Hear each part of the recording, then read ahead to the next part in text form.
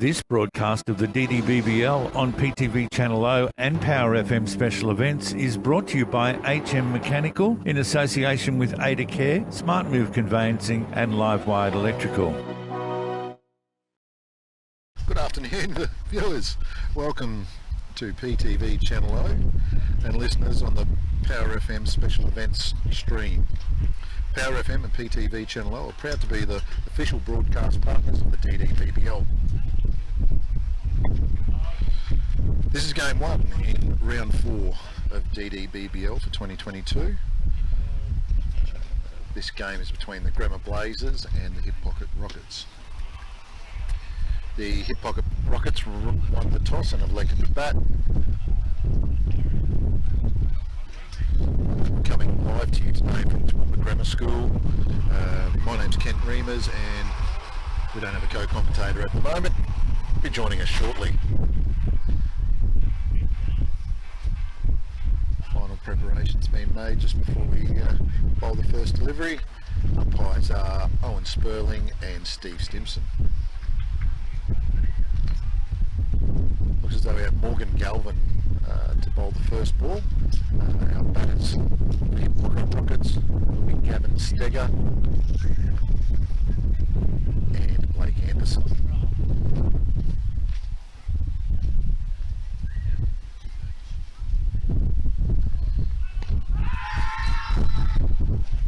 Top ball there for Morgan Galvin. I find it interesting that Gavin Steger's moved the side screen, the white side screen, behind the white ball.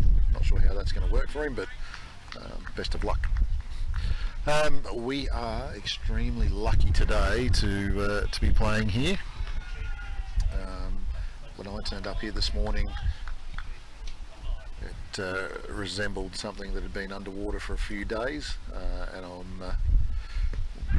we weren't able to play the first round this morning, but all 4 teams that are in contention for the semi-finals able to play at 2 o'clock today, so it's all to play for.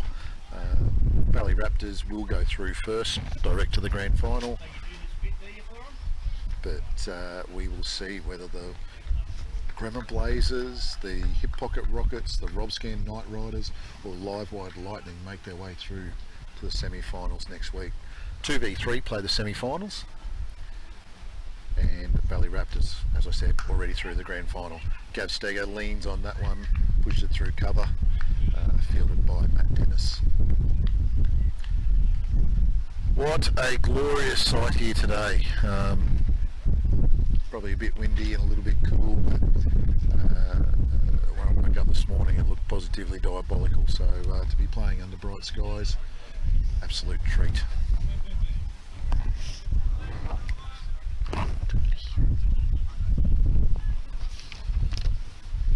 Morgan Galvin, good start for him. Only 1 run so far from his bowling. Young man that plies his trade, I think, for Valleys down in Brisbane. And in comes right arm over. Blake Anderson just pushes forward. No run there. So after 5 balls, I think we're Hip Pocket Rockets are up for 1. Just a quick shout out to our broadcast sponsors today. H&M Mechanical, Livewide Electrical, Ada Care, and of course everyone's favourite replay, Smart Move Conveyancing. Joining me in the comm box is the great man, Tony Anderson. Another dot ball there to Morgan Galvin. That'll close out his over. No, 1 ball to go. 1 ball to go, none for 1 still. The great man, Tony Anderson, joining us in the comm box. Tony's going to give us an update on how Mabel the cow is travelling. Regular viewers would know that Mabel sustained an ear injury a few weeks ago, which led to Tony having to play cosmetic surgeon and sew it back on. So I'm sure we'll learn a lot from Tony. Last ball, bang! That is 6 runs over cover. Shot Blake Anderson. That's what the big fella's capable of. He's poked and prodded, but absolutely nailed that one. No, don't hold it out. Just talk. That'll end the I'm here. I'm off the bench. Keep talking. Keep on. Oh, welcome. Thank you. Just happy to be here. Great to have you, Tony. Get the world here, Tony Anderson. Check I'm one. not sure the world wants to, do it? Of course we do. End of the first over, Tone. None for 7. None for 7. What do you make? Is that for a start? It was an aggressive start. I reckon Blakey might have actually liked to have done that at Kings last week. Yeah, Sure he would have. Considering he could take that one for 6 runs, I'm disappointed he didn't do it more in that over. Yeah, obviously Morgan taking the decision to England of the pads to Gavin next stage. That'll be interesting. It's a bit of a lottery, the big Gav. So coming on from the southern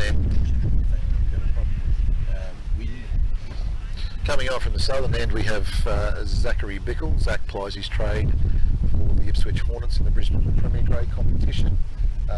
Many of you viewers might and listeners might know that there's a fair bit of wind disturbance today.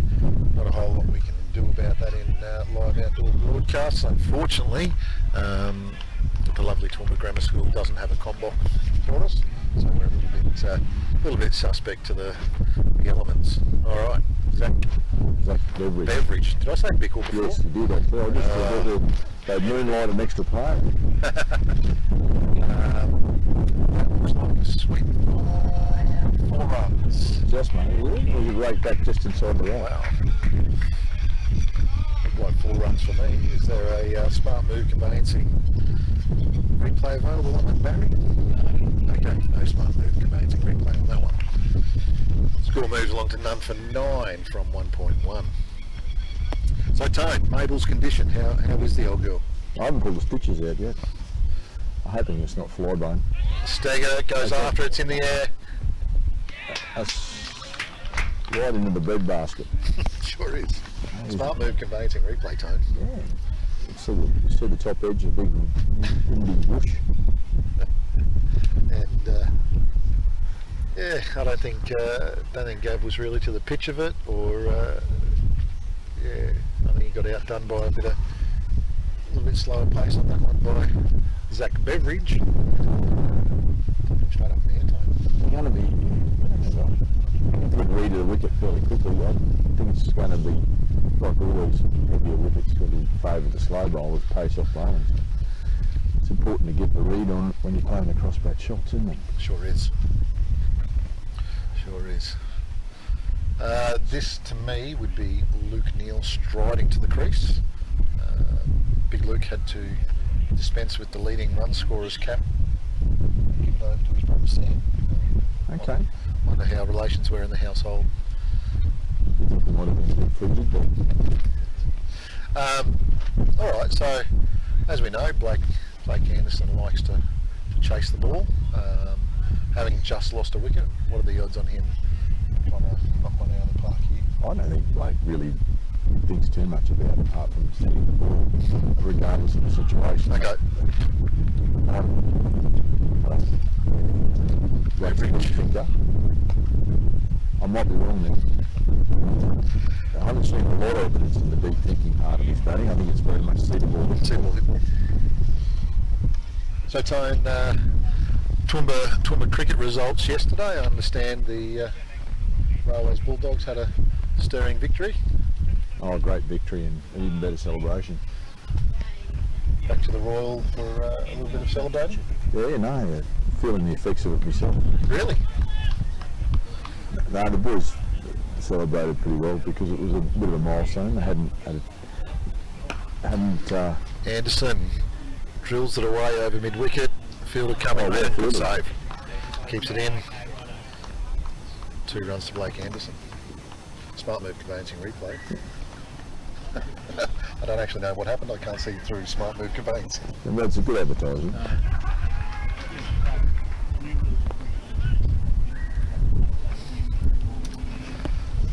Beveridge into Anderson. Anderson through cover.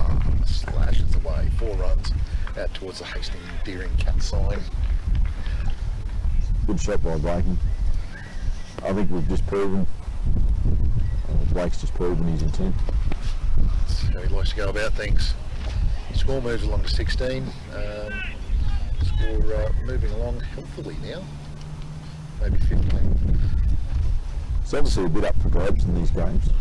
Plenty up for grabs at the moment, isn't there? Leading wicket take a Welsh onto that ball, and that's over. 1 for 16. Might be 1 for 15, Tone. I may have jumped the gun and given him 5 for that last boundary. There's a bit going on with the scoring, isn't there? I might have to check in with the hamsters at my cricket. See where we're at. We could have a real change. Anything could happen. Bit of wind bursting up, Tone. Fresh too. It's out west there. Just a little southwesterly. I didn't bother with the jumper today. Probably my phone. I should know better. Intuition though. Yeah. It's a bit like Melbourne, isn't it? Unpredictable. Sure is. So who we got? Morgan Galvin Playing on. coming in. Just slide them into Luke Neal's pads. Galvin around the wicket. Would you say Morgan's tried to model himself on the great Brett Lee? I think the run-up's Brett Lee, the delivery not so much. 2 runs there to Luke Neal. And quite a bit less in pace too. Well, I think all of us required a bit less pace, really. Yeah. Tell you what, you know what I love doing? What's that? I love doing the PTV Channel O score. You like that? It's probably one of the... Simplest. Oh, well, I've really enjoyed getting involved with it this season. At the start of this season, I didn't know how to do this, and it's a new skill that I've acquired. I'm quite fond of. You've embraced it. We must.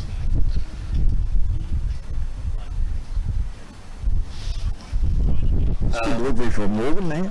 In honour of Bathurst today, I was actually going to just park a safety car out there for most of the game. That's what Bathurst seems to do these days. You drive around for 160 laps behind a safety car. Galvin into Neal. Oh. Swing and a miss. Enticed the big off draw. Unfortunately, Neil didn't connect. Shout out to Matt Donovan. It's taken me 4 rounds to convince him to get me a coffee, but it's come good. Not a bad coffee, probably a bit cold, but Did he add on a fee for cartage? I want to. Galvin around the wicket to Neal. It's up, it's over, and 4 runs over mid-off. Still Luke Neal beside him. He wants to get on with it too, if it's in his wheelhouse. That's your mistake, Tony. I threw in the Zachary Bickle. You threw in The wheelhouse. the Wheelark. The wheelhouse. So Mabel, has she worked out that you've done an honourable thing and sold her ear? And No. still a bit flighty. No, she's just all about protecting the car. And In comes Galvin.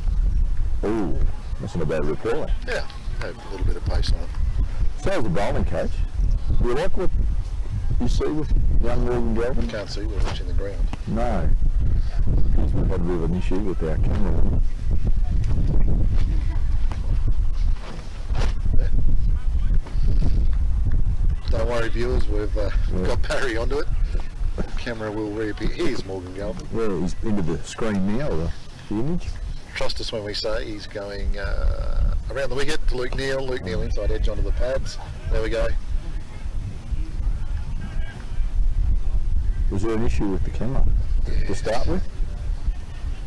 Still needs to come up a bit, please, Barry. Just trying to get the message through to Barry there that the camera needs to go up a fraction for your viewing pleasure. So, That's a little bit better, isn't probably it? a bit better, isn't it? I You think. could probably just swing it round to the right too, be handy, but, you know. We'll, He's take doing that. his best to work in, some would say, trying conditions. They are a little bit trying today, the conditions. 1 for 21 after 3 overs. Run rate 7 and over. If my math is correct. That's Zach really good. Bev around the wicket now to Blake Anderson. Pushes it down the ground. Single to Okay. Blake Anderson. Ricky Neal taking guard with Ross Barry.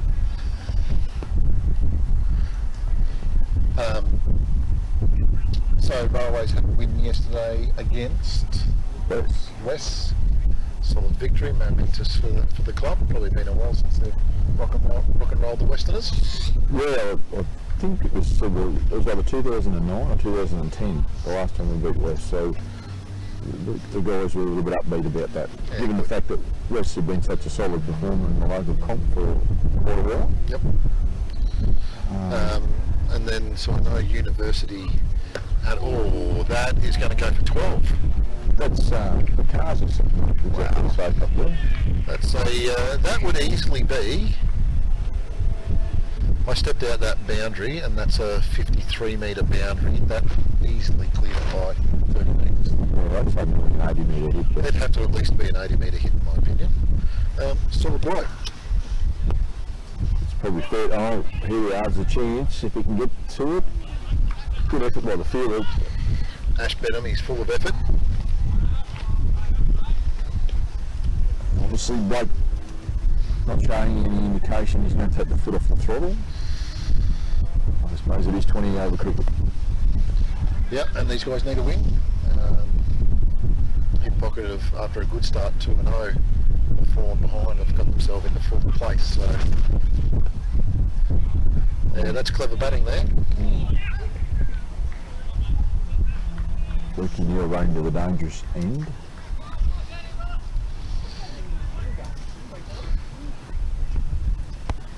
So, I understand from this morning's weather, the ground staff at Grammer have done a tremendous job of getting us on for a game of cricket.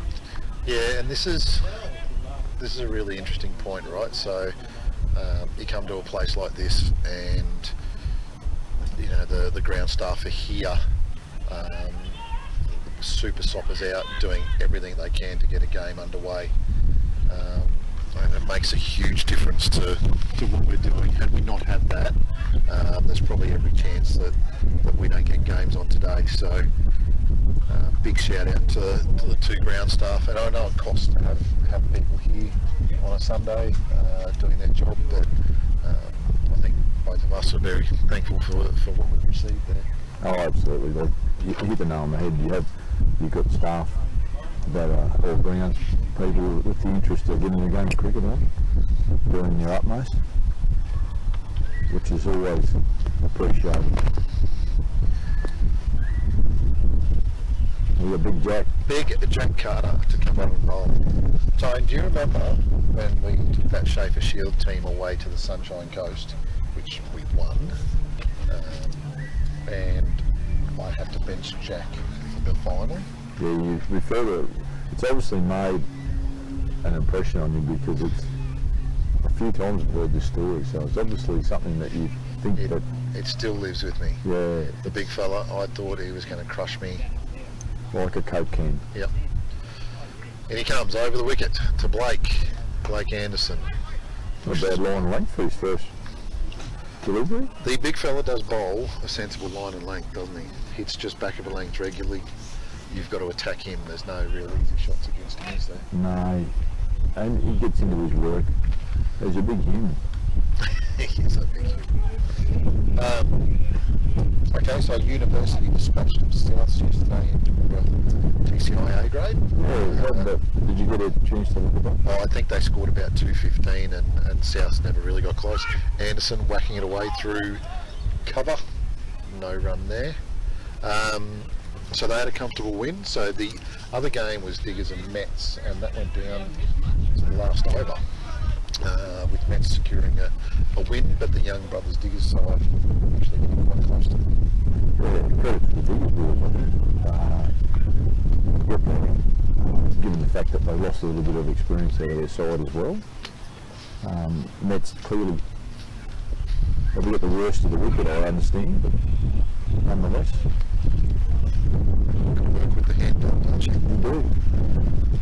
Oh, so Big Jack started all right, 3 tackles to break. So, I can probably say, I'm going to put that there. This will be a 4 or a wicket, or a boundary. Blake's certainly going to try and take a chance his arm anyway. Here we go. Strap in, viewers. Oh, Big fella was trying to whack it away, wasn't he? he's not one to get tied down, is he, Blake? No. Tell you what, fresher than what I anticipated. I didn't think he'd have wind this afternoon. I've seen a few of the Raptors boys patrolling. Is that something you do when bricklaying? You could be. You can try and get your tongue out of your teeth when you're actually feeling cold.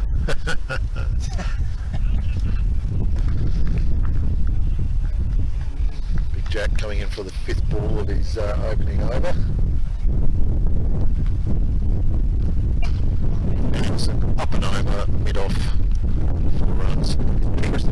Sorry? It's predictable, isn't it? Usually late in the over he gets a hold on, doesn't he? Yep. Probably aware of bowlers need to probably be aware of that. Just a little bit of variation in knowing that they're getting a beat on it. And possibly, like, there can only be 2 in the outfield, but you know, do you go wide outside off stump, stick 2 out wide on the boundary on the offside, just to allow them to single and not get pumped there? It's a better delivery. So it's only 4 off the mark. Yeah, it's still the over, isn't it? Don't need to be too disappointed there, Jack, because it's not a bad effort.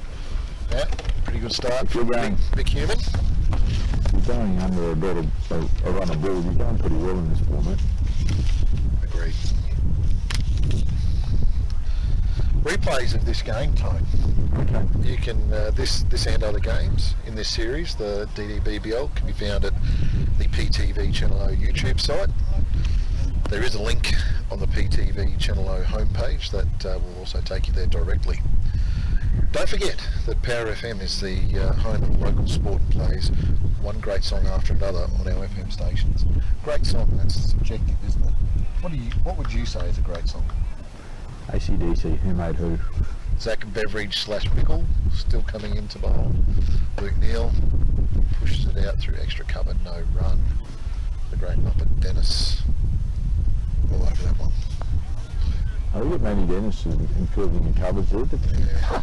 There's a missing soldier for the Grammar team, so Matt Dennis has had to jump out in the field for them oh, and not doing a bad job. nice. Carrying his own there. Smart work conveying replays.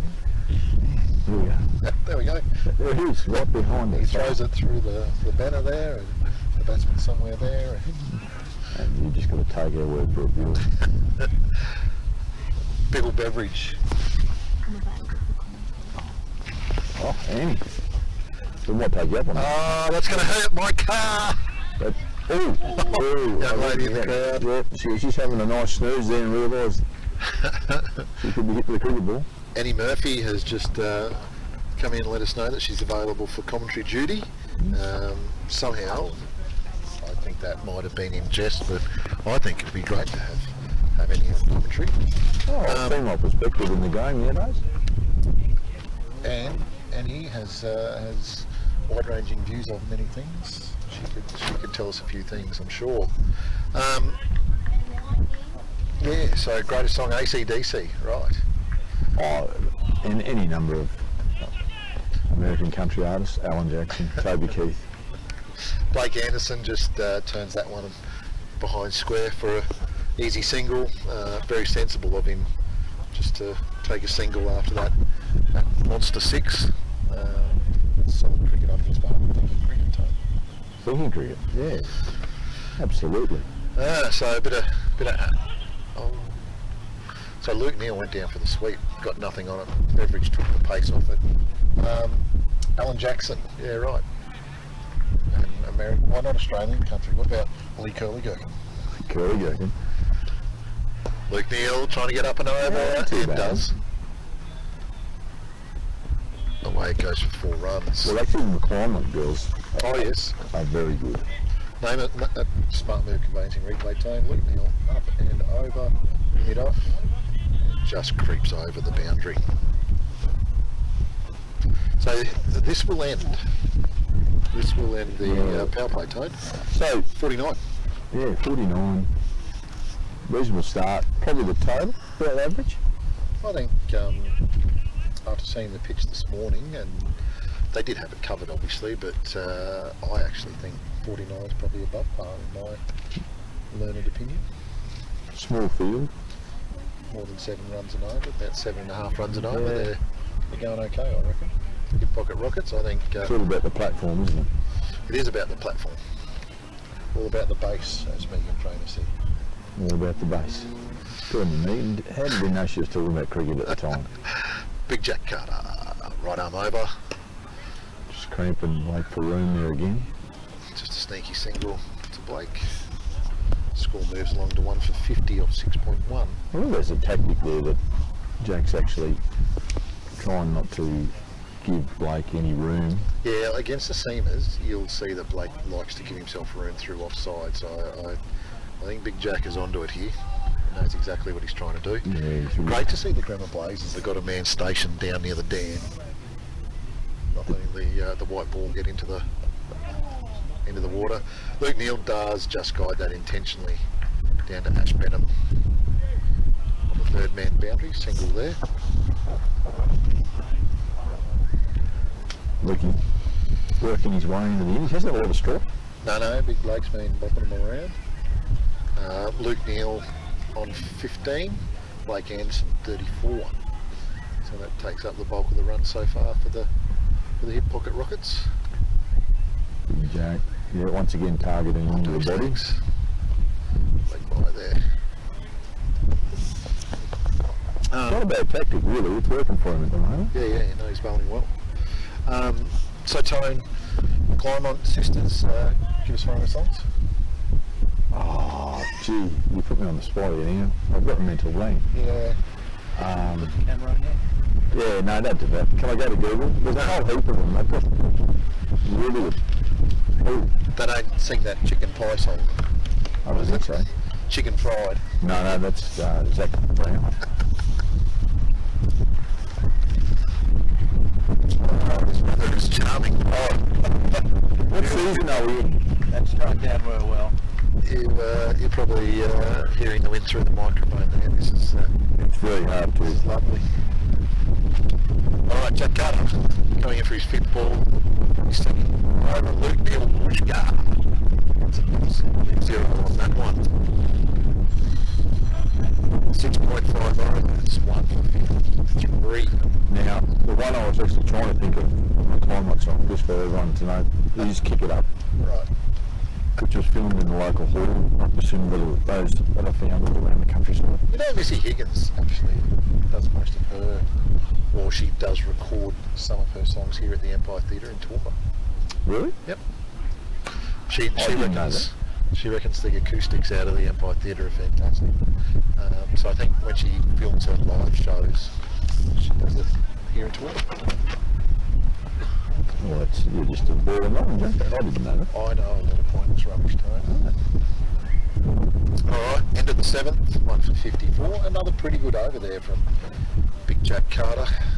Lancelot Pollock making his way past the comp box here. Little happy owner there, sly grin on his face. Yeah. Little bit of strut. Marching around. Yeah. Just keeping an eye on the opposition. Yes. Are you, can you get us into my cricket to see where we're at with the Rob Scan Livewide match? We'll see if my cricket's kind to us today. See what the hamsters have got going on.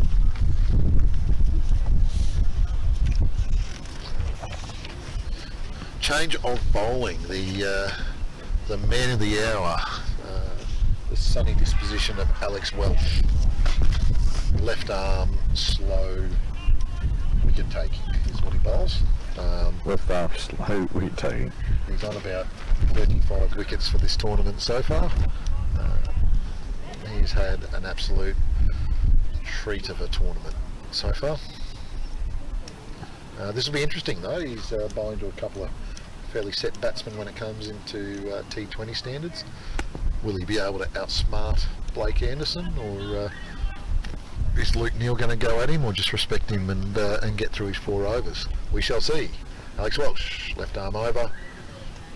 Single there to Luke Neal. Right on the money. What's that? That length. Oh, yes. 1 for 55 off 7.1. Welsh immediately coming around the wicket to Blake Anderson. He's obviously onto something there. I'll do a bulk of the commentating because Tony is I can't do two things at still once. trying to operate my cricket. I'm just trying to work out, like, why the DDBBL isn't mentioned under the TCI. No, it's got its own banner now. Oh, So how about you take over? You take a bulk of the commentary duties here, Tony, and you have a good research. well, I've got it on my cricket. Have you? Because I haven't. I can dive straight in. Good lad. So we've got Alex Walsh. So that's gone big over mid wicket. So It's not as big as the one that almost hit the car. no. Obviously Blake's taking a lot into that delivery. Smart move. Amazing replay. We're working in sync there. It's interesting. Almost. Got a good piece of it. The Hastings meeting someone's a waste on Blake. Seem to be. He's going over. Slaps and cover, There's no single off for sure. beverage all over that. So 161. Blake's doing certainly his job here. And gets away with one. Yep. Chancing his arm, a little bit of luck. I think this the longer Blake stays here, the more imposing this table's going to be. Murdoch, the worst DDBBL fixtures published yet. Yeah, so no drama with the IT there, very much. God bless my cricket. Oh, sneaky. Berkey was just trying to reverse sweep and he reversed it straight onto his stumps. Should he have had reversing beepers? He might have benefited from that. So at the end of the over 162. Just looking at the scoreboard, I think Blake Martin is obviously 40 something. Blake Anderson, I should say. Blake Martin. Blake Martin, he's not quite 40. Yeah, I think Blake Anderson just be into his early 40s. I'll just turn around to my scoring friends here and check in on what 41 of 25. So it's a very handy knock. Big Jack Carter's done a good job of keeping him quiet, so we'll see what happens this over. Will he still target his pads? Oh, Through the really? keeper. And 4 runs, 4 byes. if we actually consider the replay there, I don't think it missed the stumps by far. No, and it was actually pretty slow bounce too. So Jack, once again doing the job, Beating the bat. beating the bat. And his figures would be pretty good, I would have thought. Well, economic so far. There he is, into the body Into the again. body again, and he doesn't like it there, does he? I think if Blake just stayed put, he'd be getting some fairly easy balls down behind square. You see, there's no fine leg fielder there at all. The squarest man is a relatively fine square leg, but there's nothing behind. If Jack's going to target the body, Blake could just step inside of that and help it around the corner. But, Absolutely. bit one track at the moment, isn't he? Trying to give himself room. Like that. Yeah, that's commanding, isn't it? Ooh. Don't think Big Jack Carter will be happy with where he's put that one. No, he found the gap nicely there. Smart move, conveyancing replay shows Blake getting all of that through the covers. There was no doubt that was going for 4. Blake Anderson, 45, 1 shot within a half century. 50 out of 70 runs is a fair old portion too, isn't it? Yeah, absolutely. Big Jack Carter. He's going to get back into the body, down the ground. It's good length there. It's harder to get that away. You don't think, maybe that first ball where he's bounced off the stumps may have been a slower ball, but I think that's probably underutilised, changes the pace of the ball. Yeah, I'd agree. Been able to just hit through the ball a little bit too much. that's the risk in this format, isn't it? You become too predictable. Batsmen with a lead on you, they can go the distance late and be over. Good pick up from Jack, good bounce. Isn't it interesting that guys who field with intent just tend to shut down runs a little bit more, don't they? They do, yeah. Guys are anticipating a little bit, they're getting across the ground. And as soon as he gathers the ball, he's ready to throw in a threatening position. And yeah. Just makes the batsman think twice, doesn't it? Yep. So did we actually get a Rob Skin score there? No, the hamsters are busy focusing on this game. Okay. So single behind square for Luke Neal.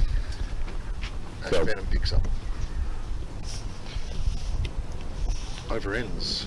1 Yeah, for 72 72. off 9 overs. So Jack Carter's done a good job of steadying the run rate. They still need to take some wickets, but they've slowed down the run rate pretty well here. Got great Clayton Faulkner joining us here.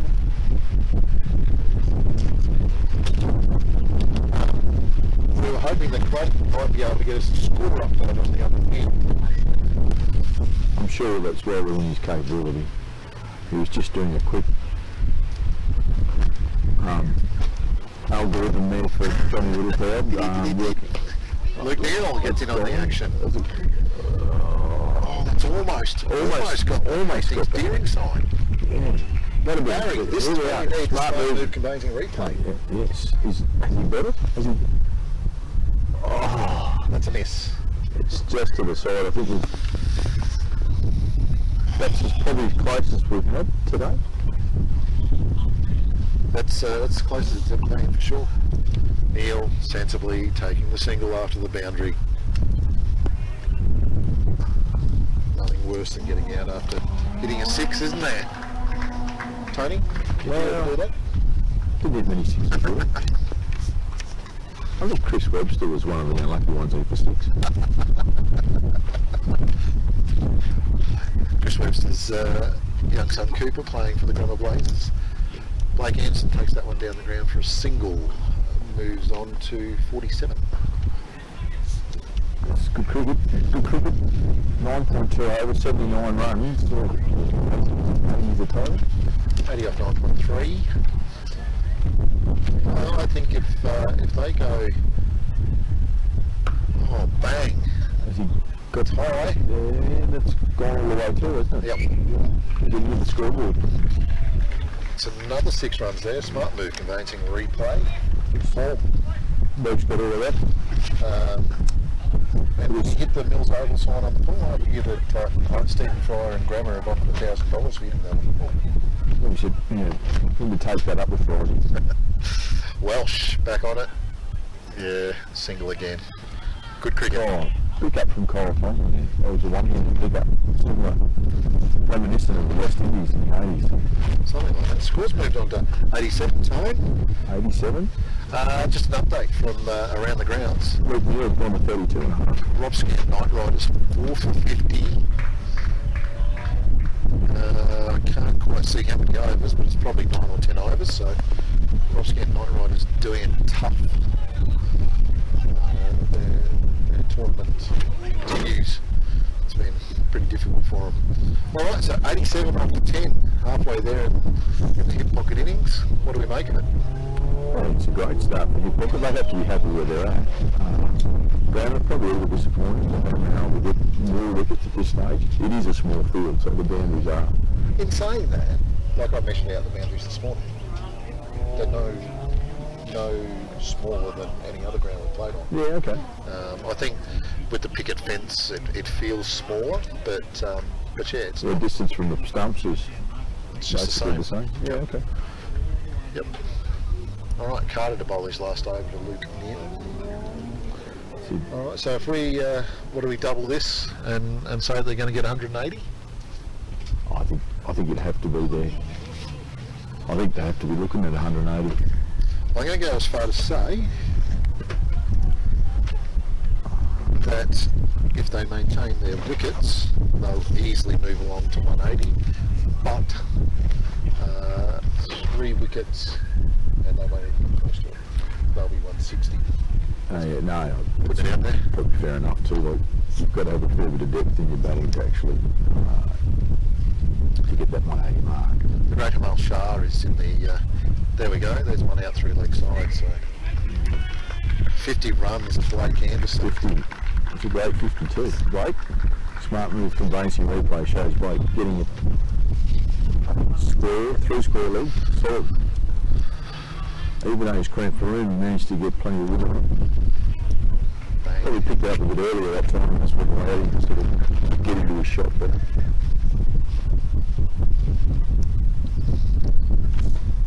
For 92 off 10.2. Anderson Ooh. swinging for the hills. Yes.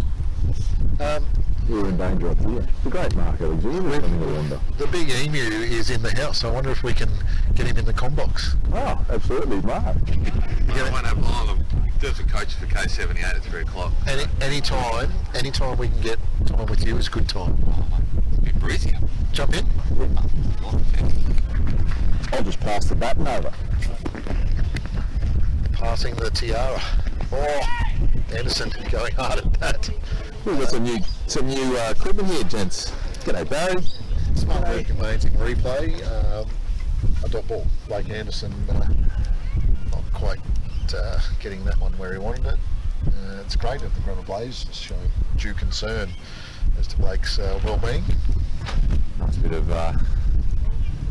sportsmanship show here by the Blazers. Isn't it? Quite common in the Yeah. local area of cricket now. Nice Come to in and have see. a chuckle and see how your friend's going there. Well, while we've got you here, great man. Dingoes, under 13s, 2 from 2, BPL. It's a pretty easy gig, this coaching thing, isn't it? Back to back, baby. Yeah. It's I don't know whether it's enjoyable. I'll tell you that right now. Is it enjoyable? Is it enjoyable while it's happening? Because you don't seem to be enjoying it that much as it's happening. If it comes across that way, it's not deliberate. I think you're just in the moment, Ken, riding every decision, every ball. It's quite amazing. I've talked to a lot of people, and even the parents that are watching. It is quite tense. Or playing a miss by Anderson again, not for the same shot. It is quite intense, but I think you just feel the boys how much they really want it and how much they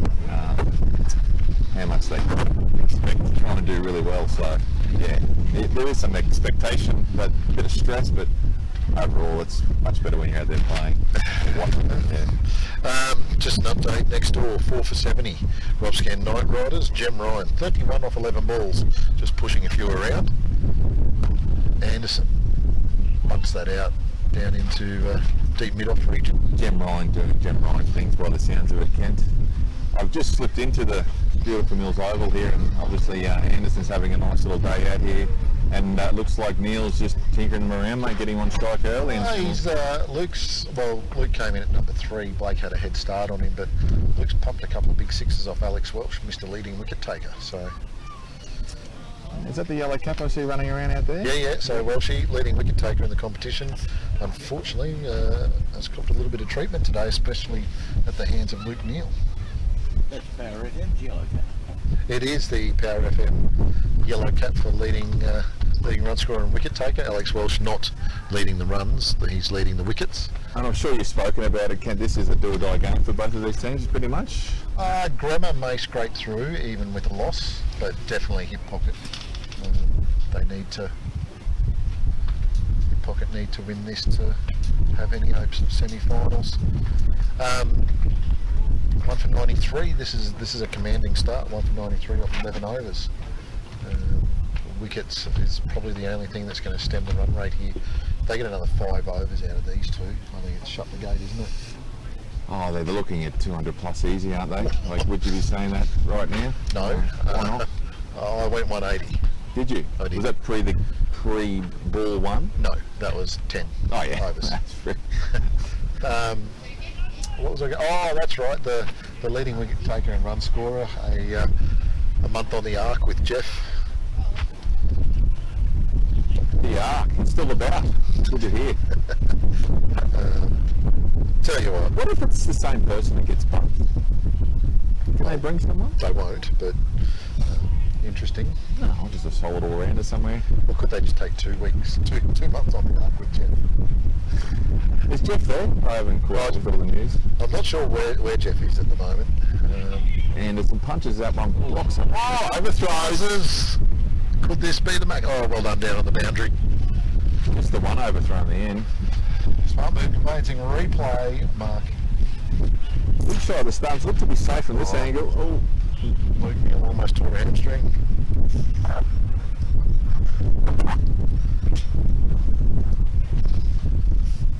.95 off 11.2. It's getting colder. Anderson swings away, one bounce.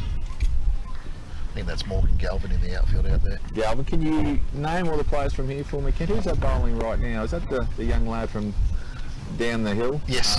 Last pick, I believe. Yes. For the Toowoomba Blazers. Yes, correct. Surname of Short, wasn't it? Yes. Mitchell Short? Yes, that's young Mitchell, yeah. Yep. He was super pumped to be picked up. I was there as he came up and thanked the Blazers at the draft. He was Fantastic bit of hair he's got going on. nearly finds the outside edge of Neal. Luke Neal just flirting with that ball, blowing it some kisses. Yeah, but young Mitch, he actually bowled well in one other game too. He's done quite well for the Blazers. Looks like a real bustling sort of bowler, doesn't he? He's a bustler. And fine and 4. Well played, Luke Neal. Used his ankles quite nicely there, Luke. 100 up for the GB Blazers. 100 up in 11.5 overs. This is good going. Yeah, I'll stick with you 200, mate. Why not? You won't be here to rub it in if you get it right. No, I won't be, mate. I'll be fine-tuning the future of Australian cricket. That's what we do. Who you got on? Young lad, actually, Jackson Haynes. Young Jackson. Who was reaped some rewards from some really hard work over the last few months. Some good carnivals. And yeah, great worker. How's Jackson's outswinger coming along? The outswing is, it's starting to move. Although I can't get him to bowl this slow ball in a game, but that's a different story. We'll keep working on that. So, but yeah, crossing over a few different hats today, as you can see, mate. Literally. All right, viewers, hold on to your hat. The great Ash Benham, the pride of Mundubra. Ash Benham, tell me, you got some stories for me? Oh, have I got stories? No, good kid Ash, not really a kid anymore. Great musician, proud father of a couple of young lads, married to Holly. Generally just loves life, the big fella. He's a pretty smooth cat. So. And why the excitement, the man of Mundubra? Oh, he is one of the most natural, one of the most random cricketers you've ever met. I don't think he's probably bowled in 5 years, but what's that matter? No time like the present when he's trying to make a semi-final, right? Oh well, look, mate. Often it can be the fortune favours the brave, mate. And he will at the be. score of 1 for 101, the skipper Beveridge is probably looking for anything at the moment. He'll be making bricks here. He'll be so nervous. And the big wide, boundary wide as well to start off. Well, that's a loosener of. Not a wide, 4 runs. Not a wide. Off the bat. Unlucky. Got the edge. Well, that's probably a good result, really, for Ash. So, who would have thought not running the wide, but it would have been 5 runs. And Warley bowled. He's actually got away with that one. Tell you what, is there anyone in the Toowoomba that can bring me a pair of gloves? Please help. Oh, Neil. One bounce. Like square leg. Just the 2 fielders out. Is this the... No, we're not power playing. Smart move, amazing replay here, Mark. Yeah. Luke Neal swings away freely. Probably need to get the memo out to Ash that he's got a left-hander. Yeah, the common line for a lefty. Well, sliding across the right-hander. Not the case. Lefty to lefty. Oh, that's gone. And that's over. Not as big as Anderson's, but good. Into the bank. Neal, 50 runs. Jeez, he's catching up to Blake Anderson quick now. 52 off 31 deliveries. Actually, I think when I turned up, Anderson was nearly double Luke's score. Yeah, he's really... That would have been a measly 4 overs ago. So put the little feet on the accelerator there. Oh, Ashburnham. The new wide rule is an interesting one, isn't it? I think it's an absolute bonus. It's the way it should be if a batsman chooses to move off his line and surrender that line and the ball goes through there. Too bad, Sunshine. Benham! I'd say he's beaten him with light. Smart move, amazing replay. In we come. Luke Neal bang. It's actually just a solid Yorker, Ken. What happened to my bat? It's just a solid Yorker. That's all that is. They call Ashburnham the snake, so the snake has bitten. Well, Nothing like 115 to 12.5. Nothing like a wicket, because one thing that has been escaping the Blazers is dot balls, and so therefore a wicket is a dot ball, and it could just be the start of hopefully a little revival here by the Blazers. Might just to bring a stem the few flow. more dot balls. Looks like we've got an update of what's going on next door. 5 for 86 for the Rob Scan Knight Riders, off 12.3. Bit of around the grounds. Here we go, Barry. The electricity going across the screen there. So Rob Scan Knight Riders versus Livewide Lightning, 5 for 86. Jem Ryan was doing Jem Ryan things until he got out. That's also Jem Ryan things. Yeah. 5 for 86 off 12.3 overs. So yeah, doing a little bit tougher the Knight Riders, but you know, if they can post 140, you don't know what could happen. Looks like we're going to have another wicket over there too. With thanks to the hamsters at My Cricket. Okay, Benham to the new batter. If he can do that to Luke Neal, what could he do to a new batter? I've got a little line on left delivery. He's full of confidence now, Ash Benham. All fielders on the circle, just a little push to cover for one. Thanks viewers for sticking with us through the wind. My fingers might not be here next week for the finals, but there you go, such is life. There's the sacrifices you make for cricket. Yeah, it's a good spot you set up in here. That certainly is the case. Barry's found some love. We've done it. Yeah, it's good. Mark, you've probably got some cricket to coach on. Yeah, I do. But I just want to hang around. I reckon I can squeeze in maybe one more over. Okay. Probably not actually, but you know, I will probably leave you midstream here. Okay. Mark, have you ever been H&M mechanic? Proud sponsors of the PTV Channel O. I haven't actually, no. I think it's about time you do. Other sponsors of the PTV Channel O live stream, Livewide Electrical, Ada Care, and our friends at Smart Move Conveyancing. I have used one of those businesses before. Luckily it's not Ada Care, so I'm sure. Big Mitchy Short. The way I felt on the cricket field yesterday afternoon, I think Ada Care's not too far around. I see the return, young Param Singh, probably, or Param as you prefer to call him, probably rocked you, didn't he? Well, the scoreboard here at Grammar is winding backwards. Oh, what's happening? Chaos ensuing at Tom Mills Oval. Here we go, we're back on here, Ethan. 13.1. Ethan's done some great things. He's been on the barbecue this afternoon. Umpire Steve Stimson says no. Down leg side, smart move, amazing replay. From this angle, it's going to be plumb. Look at that, bang. Fairly adjacent actually from here. Anderson's down again here.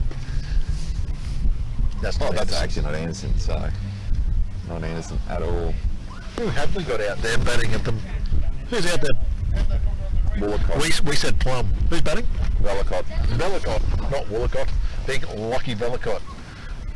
The lock from Ipswich, the lock forward. Yes, no. You are probably right. Primary did shorten up a couple of times on Friday night where I was trying to get some game time into him. Yes, that's right. And the crack in the bat. Yeah, it's. I was out there yesterday and it didn't feel right, and I didn't last that long. Didn't matter. But then this morning I got the bat out and I thought this needs a closer inspection, and there's a little snap. Oh, that is an immense shot. Barry, are we able to get a smart move conveyancing? He has launched that It hasn't gone for 6, but he's actually just climbed into it and drilled it. Oh, That's a fantastic shot. That's flat, isn't it? Flat as a tack. Tell you what, out there in the breeze, you wouldn't get So 120 on 13. that's another thing to discuss the bat, but not today. As Mitchell comes in again, it's gone high. The It is over. 6 runs. That's a good start. Smart move, conveyancing replay. Okay. The new batsman finding his feet very quickly here, Valcott. I'd go 8 iron there. Valcott's the boy from down the hill too, isn't he? Yeah, lock ball. Yep. Strong lad. Plays good cricket. Played South Queensland country. Sort of a length that Doesn't time. make the hat trick. Off boundaries there. 126 after 14 overs. Great spot for the hip pocket rockets. Ken, Barry, thanks for having me for a very short stint. It's nice to be back in the com box. It's a pleasure to have you. Hopefully I can find my way back in here if I sniff around long enough again at another time. Your responsibility as the outgoing commentator is to find us a new one. Okay, righto. Good luck, boys. That was Mark Emu Alexander, 2-time BPL winning coach of the under-12s and under-13s for the Darling Dingoes. Ash Benham bought himself a little wicket with the over there before, coming back on for a second stint. Lockie Vellacott's raced to 10 runs. Blake Anderson's innings is pretty much stalled. 1 run to Anderson, just sort of drops it away behind point for a single.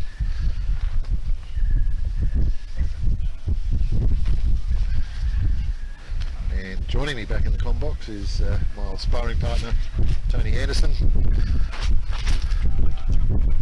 Yeah, I might have to get you a guest commentator. Oh, well fielded, and someone's injured. I think at the innings break it would be a good opportunity, mate. I've got an injury here. Was that Zach Bev? I didn't actually see it. It was adjusting my electronic device. So Tony has gone and put the, I think Beveridge has just winded himself. Tony's gone and put the wind sheeter on. Puffer jacket, vest, or you alright? I prefer the old-fashioned wind sheeter. Yeah. Okay. Yeah. So Beveridge, I think he might have a bit of a wrist injury there. Benham over the wicket. I hope it's not too serious because he's got a job to do with the bat later, the young fella. He's going to have to. The Blazers are a bit down on gunpowder at the moment, so they're going to need Beveridge. Benham left arm over. That's Zach with the sore arm has taken to fielding with his foot. Good option. That's a good option. Might be able to round up Hayden Watterson for a bit of commentary. See you right, mate. A good chance. 131 off 1.3 overs. Wow. Oh. That's an explosive run rate at 1.3 hours, isn't it? 14.3. What am I doing here? I prided myself on my operation of the PTV Channel O scoreboard, and look what I've gone and done. I think the wind has affected the quality of our commentary. Not everyone can hear us that well, but this is live broadcasting at its finest. Vellacott with a single, Muppet. Got Cal Galvin. Was it? It is Cal. Callum Galvin too. The skinny thing looks a lot like the great Matt Muppet Dennis. Yeah, no, just not enough facial hair. Too much on top. Anderson bunts it down to mid-off for an easy single again. So it's just gone a little bit quiet, the run scoring at the moment, hasn't it? It was interesting. I was having a conversation with one Sean McCarthy up there from the Hip Pocket Rockets, and he reflected a view that you and I had earlier, which was a bit concerned if they lost a few quick wickets, they might struggle to get 140, 150, but if they could hold it all together, they could push 190. And Yep. Pretty similar tone to what we were actually saying before. Yep. Blake Anderson's the key here, but this Lockie Velicopter certainly can go long, as you can see before, and I think he's due for a knock. He's a pretty decent cricketer, so yeah, he's probably due. Looks like Kyle Tonkin, the golden arm from the last game. Oh, didn't he have a fantastic outing at that 90 was brutal. He just kept hitting him longer and longer. Clean hitting consistently. Yep. So big Kyle to come in right arm over, I would assume. Tell you what, to be honest, I can't wait for the innings break and to find myself a little bit of sun. Alright, Tonkin. In he comes to Blake Anderson. Ooh. Yeah, good call, Mr. Umpire. With Anderson edging his body weight away to the leg side, I think that ball's fair enough, to be honest. I've got to actually direct my good wife who's bringing me a coffee. Galen. We should get Galen in the... Oh, crikey. It's up, and it is... Ooh, It's gone. Is it? Blake Anderson trying to hit the great Graham Strang. Smart move, amazing replay. With this big fella down on one knee. Kaboom. That monster bat that Blake uses, I have checked its validity. But yeah, if you can get your hands through that, ball travels. Kyle Tonkin, back into it. Yeah, Might okay, be a little bit wide. wider. No. Umpire Steve Stimpson says no.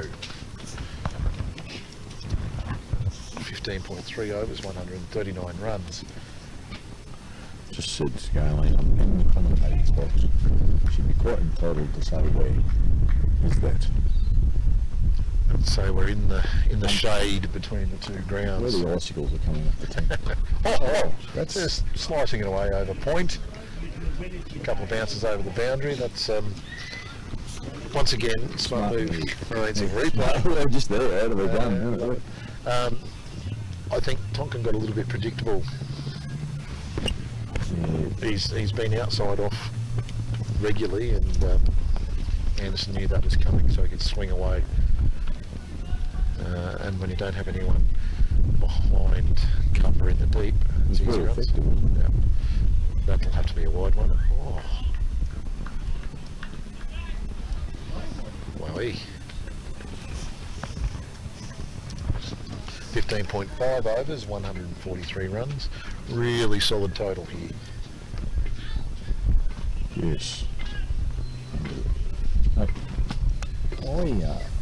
thought Cole is certainly going wide of the off stump.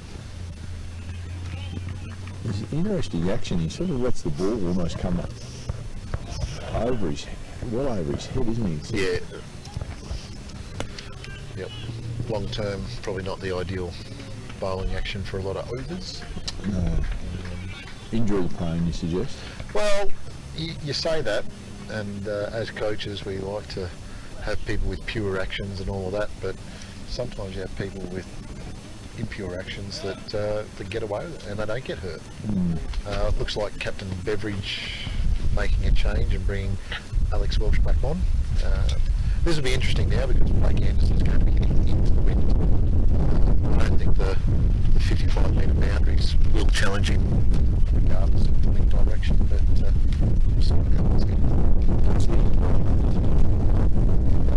Sure is the big fella. I think he's on about 65 runs. I've always said the run rate had sort of steadied up a bit. They are 143 of 16 overs, so another 40 runs gets them 180. 24 balls left in the match. Anderson, clever, chipping into the outfield. He'll probably get 2 there. At the very least, if you get a run of ball, you're looking 160, 170. And that's without the flamboyance of one Blake Anderson. Well, Trying to play Lockie Velicopter. pick him up. Oh, that did not get up at all, did it? The old Alex Welch slider getting underneath the bat there. Oh, 16.2 overs. Apologies. Anderson, and he's hitting into the wind. Man is under it. Is it? Yes, taking the catch. And smart move. Moffat Dennis catches that one in the outfield. So that ends Blake Anderson's innings. Caught by Matty Dennis. Yeah, always been a good mover, the Muppet. 3 for 145. Not a bad innings there from Blake. He's put him in a really strong position. Galen just delivering Tony his coffee for the afternoon. Thank you, dear. I really needed this. Do you reckon we could con Galen into a bit of commentating with Tony, the dynamic Anderson team? You could talk country music, you could talk the state of Mabel's ear, do many things. There's Galen. Wave to the camera, Galen. There she is. Golden Arm Welsh takes another wicket. Hey. It's the time of wicket, without a doubt. Who have we got in here now? Is it Matty Hallis, is it? It looks like the bulk of Matt Hallis.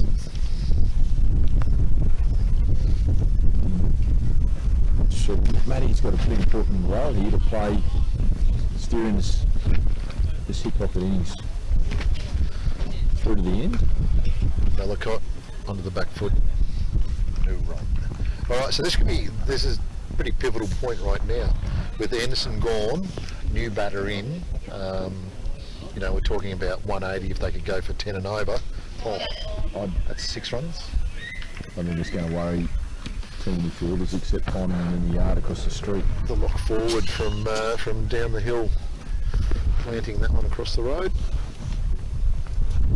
Clean strike, wasn't it?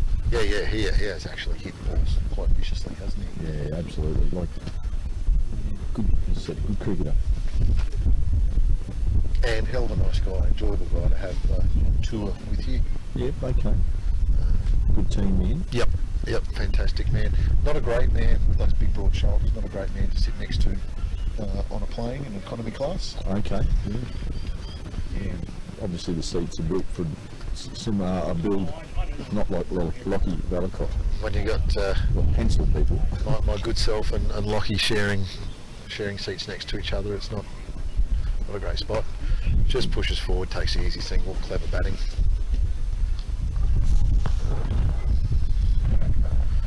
He would have seen a fair bit of Alex Walsh too over the years, I'd imagine.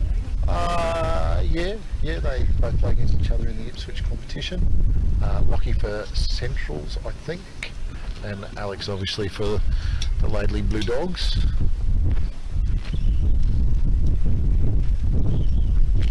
Looks like Paul Tonkin will have another over here. 3 for 152, 3 overs to go. Tell you what, Galen made a slippery exit as soon as we threatened her with comedy duties. Another exit strategy plan well and truly. She's probably going to sort herself sun somewhere. It's funny, we are October and still looking for a jump. Today is amazing. I know, this is Morgan Galvin. Change of bowler, right arm over. Oh, crack! That's gone back as quick as it came down. That is amazing bat speed from Lockie Valacott. Smart move conveyance in replay. Hasn't had a great tournament thus far, but that's some pretty brutal hitting. Just step hit, bang. See you later. Just cleared the front a little bit, enabling you to get enough power in it to clear the fence. So and that looks like an injury to Morgan Galvin. Never looks good pulling the pin after getting hit for 6. No, it's not a good look, is it? I'm just going to say the Hastings gearing sign was coming into play in that previous shot too. Is this Tonkin back on? So Morgan's, can you see the extent of the injury there? Is it a hammy? Looks a bit that way, the way he's holding himself. I was just looking at Barry's box of batteries just in front of us. Just wishing they were Wellington. Looked over there and went, every now and again you want to lift the lid and actually pop one in your mouth. Yeah, but we all know that I'll see what I can do next time. you shouldn't be putting batteries in your mouth, so Barry would flick the camera back onto us. They'll be foaming from the mouth. We don't advise that to our viewers. The Magpies are getting a bit antsy too. I think we should throw them a battery. Tonkin taking over from Morgan Galvin. Oh, it was a lot of men under the pad. Single to Lockie Bellicott. 17.2. Scores 159. So Morgan's actually just feeling his back leg there. I'm pretty sure it was the other hammy a second ago, but maybe it wasn't. Harsh. You're from Railways, he's from Railways, we can make these jokes. I can't do that. No, Shout out to the entire Galvin family. I'd say, yeah, it looks like he's just got a twinge there. And So if someone from Newcastle is a Novocastrian, someone from Railways or Rail William, just a dog. they're the Bulldogs, by the way. Just a bulldog. Again, Matt Hallis would be straight sweep on the seamer. Straight sweep. Something that can only be seen and embraced in rural regional Australian cricket. Agricultural cricket. Update from Backlist. They're under a safety car. Again. I don't really know that, but it's a pretty... If I had to put money on it, racing or safety car, It's a game of attrition, isn't it, the Bathurst one, there, isn't it? oh, it's... I tell you what, there's not enough said about how loyal the fans are on the hill at Bathurst in a quagmire. Tell you what, there is a fine line between loyalty and stupidity, isn't there? There is. Some would say commentating in sub-zero temperatures without a jumper would be another example of stupidity / loyalty. Bellicott single Still out for the to... sport, don't you? Oh, look, you do it for the people, for the love of the game, for the love of PTV Channel O. Absolutely. For our sponsors, HM Mechanical, Ada Care, Smart Move Conveyancing. That's not conveyancing. Yeah. Tell you what, Smart Move Conveyancing have got good value for their sponsorship dollar this year, haven't they? Oh, absolutely. No? I'm sick of them. I'm sick of them now. I'm moving on to someone else. I'm renaming. Barry might bring up the Smart Move Conveyancing replay, but I'm going to call it the HM Mechanical replay from now on. It's time HM Mechanical got a turn. You've got give them a plug. 18 overs, 161, still on target for the big 180 if they can plug another 20 runs out of the next 2 overs. So look, in this day and age, you need good mechanical advice. You need HM Mechanical.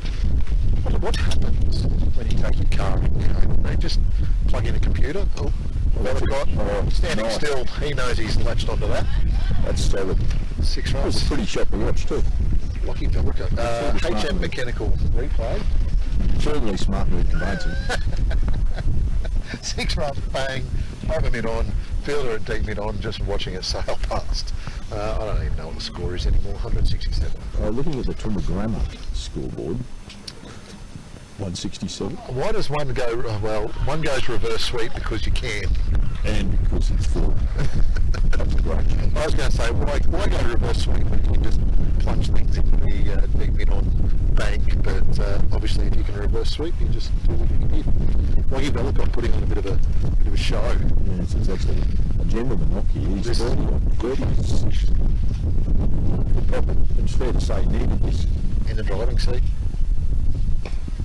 Single. Just a bit of variation there from Alex Welsh. He just threw that just a bit forward, a little bit into the pads. Young Rex Tooley fielding that one down, well, not on the boundary, but coming in off the boundary. Rex hasn't exactly lit up this tournament, but if he does, look out. Kid can go. Oh, that was Matty club. Hallis swiping out to Muppet in the deep. Muppet Dennis, only a single. Yeah, Muppet's still got an arm. Oh, yeah.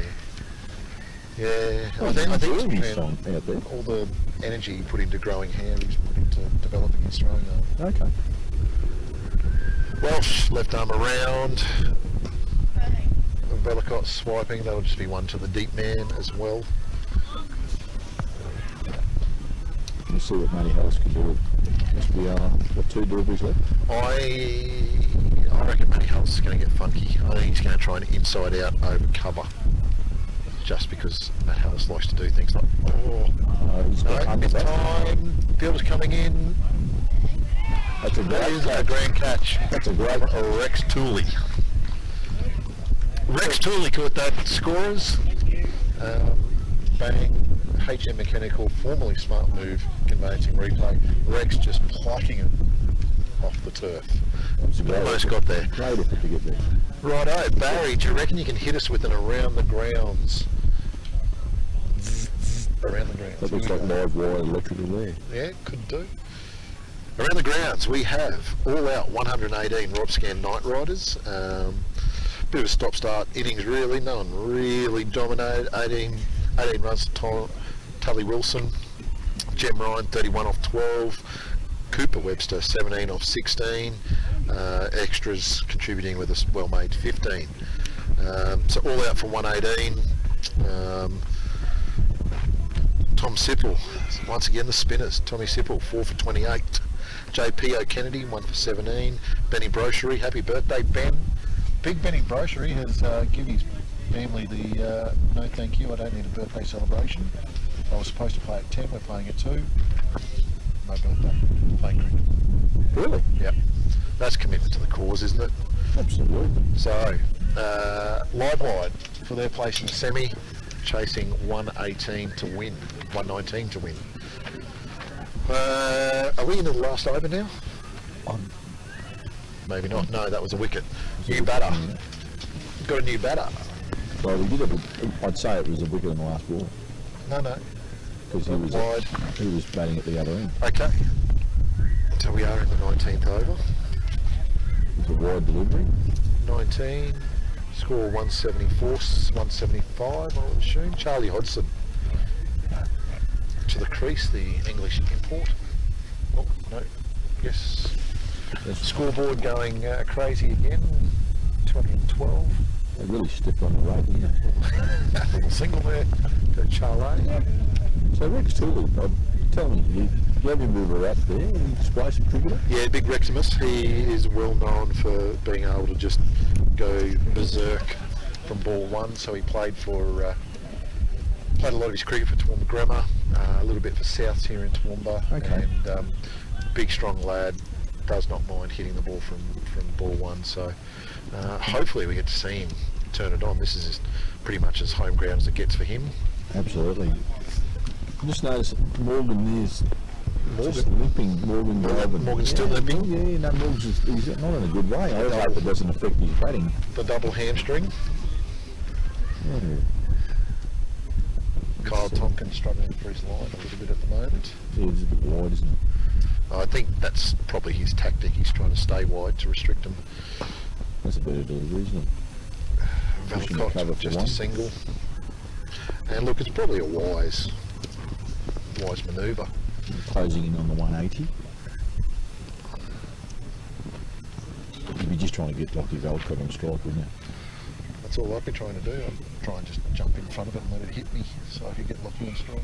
Call yes before the ball's even delivered. just run and kick it. Clever. Just turning that So away. this to is find the young English import, is it? Yeah, I think so. Playing for the Blue Dogs of Laidley. Yeah, very strong square of the wicket. Like so from the face of the back.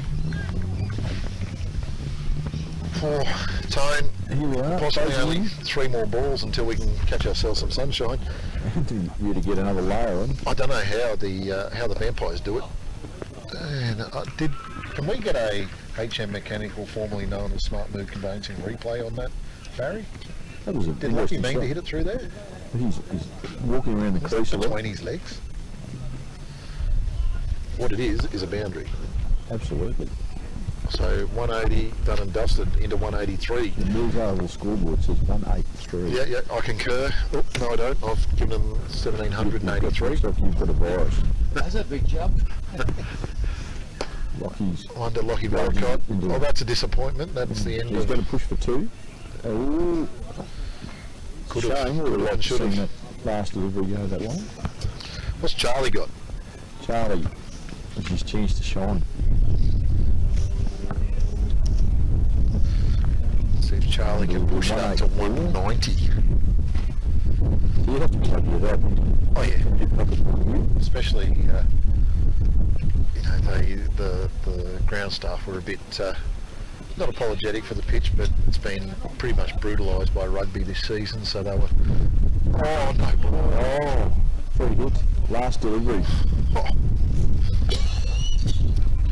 Tell you what, Velikov should have got himself through for a single there. Absolutely, because this would have been...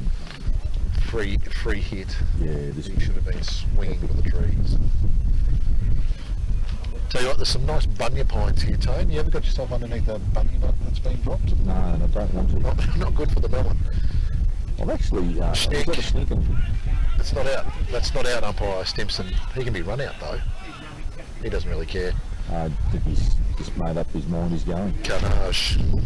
I must admit that cup of coffee gave me an extra perk. I was a little bit flat. Flat white. Flat what? All right, end of End of the innings. hip pocket innings. So they finished with 4 for 185. That's pretty good going. So quite an imposing chase there, but A little bit. Bravo don't have a lot of room to move, do they? They've got to No. go from where to go. Great Adam Kerrigan, Here he the is. Adam Dale Kerrigan joining us. Yeah, we're live. Come in and here's Adam's arm. Adam, he's across the screen. Good on him. Big fella got very shy, very quick. Cameras have a habit of doing that. All right, viewers, I'm going to go chase myself a lavatory and some sun for 5 minutes, find myself a jumper, and I'm not sure what happened to the commentators that we organised, but I'll be following them up. I might go out and just grab young Aidan Watterson, and he might be able to do the job for us for a little while. See you all soon.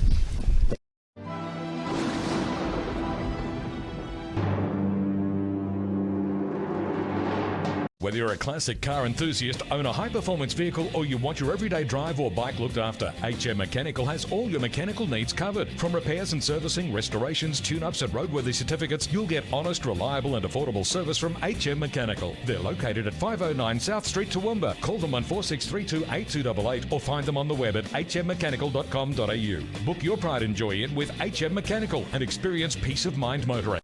Care is a locally owned family business that supplies and hires out healthcare equipment and mobility aids all across the Darling Downs, Lockyer Valley, Ipswich and Western Queensland regions. They supply to DVA, NDIS and various other government programs, as well as supply hospital and nursing home equipment. If you have specific needs, they also handle custom and specialised wheelchairs and equipment to suit individual requirements. To find out more about how they can support you, contact AdaCare via their website at www.adacare.com.au or phone 1300 133 120. Power FM is total entertainment. From the morning drive with Fiona and Jeff to the drive home with Jeff Black. On the weekends, catch the Crazy Kevin Show, Dennis Mitchell's Breakfast with the Beatles, the Semi-Pro Sports Show, and Racing Nation with James O'Shea, plus the music you grew up with. Keep your radio dial locked on Toowoomba's Power FM, celebrating 10 years. You'll find us at 88.0 on the FM dial or online at www.powerfmradio.com.au. Looking for exposure for your next event or function? Take your next community event, training seminar, sports event, official opening, function, concert or exhibition live to the world with PTV Channel O and Power FM's unique live simulcast. We can turn your next local event into a worldwide sensation for a fraction of what you would expect to pay. No matter what the event, PTV Channel O and Power FM can take your message to our audience. Invite the world to your party by phoning 0431 390 920 or email feedback@ptvchannelo.com. Livewide Electrical was established in 2006 by Toowoomba born and raised owners Nick Payne and Grant Speece. Over the past 15 years, Livewide Electrical has grown to be one of the largest and most esteemed electrical companies, servicing Toowoomba and the surrounding areas. Whether it's domestic, commercial or industrial works, no job is too big or too small. Livewide Electrical and its owners place a high value in supporting our local community, its people and its businesses. For all inquiries, please contact our team on 07 4634 4944 or check out the website at livewiredelectrical.com.au. Catch up on all the latest news, sport and entertainment from around the region on Toowoomba's own online television station, PTV Channel O, home of the TRL Footy Show. Find us at ptvchannelo.com or take us with you by downloading the PTV Channel O app. Discover a whole new world of entertainment at www.ptvchannelo.com.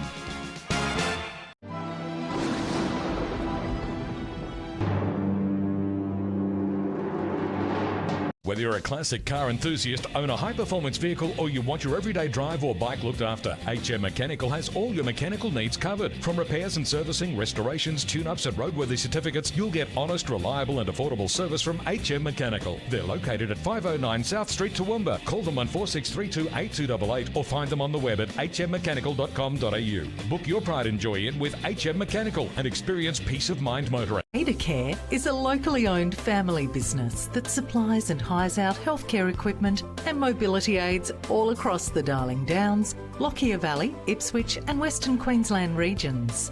They supply to DVA, NDIS and various other government programs, as well as supply hospital and nursing home equipment. If you have specific needs, they also handle custom and specialised wheelchairs and equipment to suit individual requirements. To find out more about how they can support you, contact Adacare via their website at www.adacare.com.au or phone 1300 133 120. Power FM is total entertainment. From the morning drive with Fiona and Jeff to the drive home with Jeff Black. On the weekends, catch the Crazy Kevin Show, Dennis Mitchell's Breakfast with the Beatles, the Semi-Pro Sports Show, and Racing Nation with James O'Shea, plus the music you grew up with. Keep your radio dial locked on Toowoomba's Power FM, celebrating 10 years. You'll find us at 88.0 on the FM dial or online at www.powerfmradio.com.au. Looking for exposure for your next event or function? Take your next community event, training seminar, sports event, official opening, function, concert or exhibition live to the world with PTV Channel O and Power FM's unique live simulcast. We can turn your next local event into a worldwide sensation for a fraction of what you would expect to pay. No matter what the event, PTV Channel O and Power FM can take your message to our audience. Invite the world to your party by phoning 0431 390 920 or email feedback@ptvchannelo.com. Livewide Electrical was established in 2006 by Toowoomba born and raised owners Nick Payne and Grant Speece. Over the past 15 years, Livewide Electrical has grown to be one of the largest and most esteemed electrical companies, servicing Toowoomba and the surrounding areas. Whether it's domestic, commercial or industrial works, no job is too big or too small. Livewide Electrical and its owners place a high value in supporting our local community, its people and its businesses. For all inquiries, please contact our team on 07 4634 4944 or check out the website at livewiredelectrical.com.au. Catch up on all the latest news, sport and entertainment from around the region on Toowoomba's own online television station, PTV Channel O, home of the TRL Footy Show. Find us at ptvchannelo.com or take us with you by downloading the PTV Channel O app. Discover a whole new world of entertainment at www.ptvchannelo.com.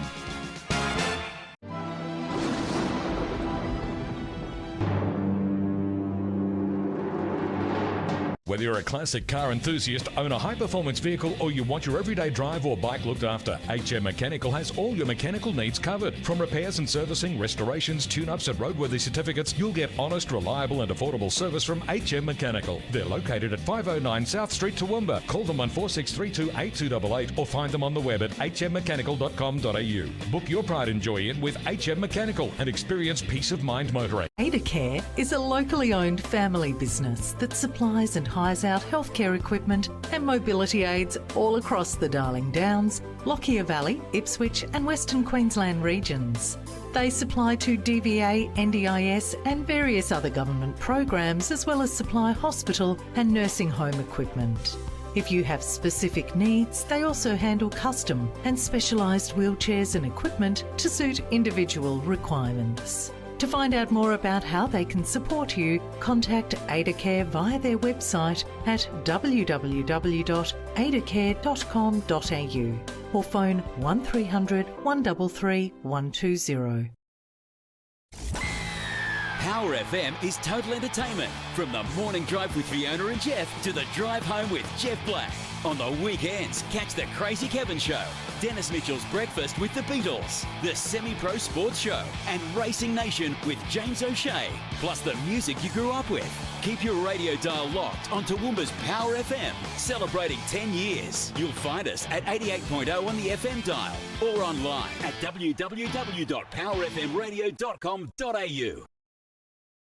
Looking for exposure for your next event or function? Take your next community event, training seminar, sports event, official opening, function, concert or exhibition live to the world with PTV Channel O and Power FM's unique live simulcast. We can turn your next local event into a worldwide sensation for a fraction of what you would expect to pay. No matter what the event, PTV Channel O and Power FM can take your message to our audience. Invite the world to your party by phoning 0431 390 920 or email feedback@ptvchannelo.com.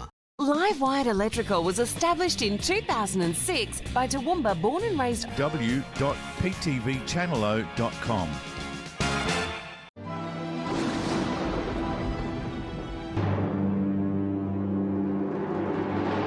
Whether you're a classic car enthusiast, own a high-performance vehicle, or you want your everyday drive or bike looked after, HM Mechanical has all your mechanical needs covered. From repairs and servicing, restorations, tune-ups and roadworthy certificates, you'll get honest, reliable and affordable service from HM Mechanical. They're located at 509 South Street, Toowoomba. Call them on 4632 8288 or find them on the web at hmmechanical.com.au. Book your pride and joy in with HM Mechanical and experience peace of mind motoring. AdaCare is a locally owned family business that supplies and hires out healthcare equipment and mobility aids all across the Darling Downs, Lockyer Valley, Ipswich and Western Queensland regions.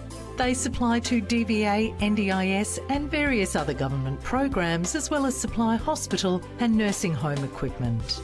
If you have specific needs, they also handle custom and specialised wheelchairs and equipment to suit individual requirements. To find out more about how they can support you, contact AdaCare via their website at www.adacare.com.au or phone 1300 133 120.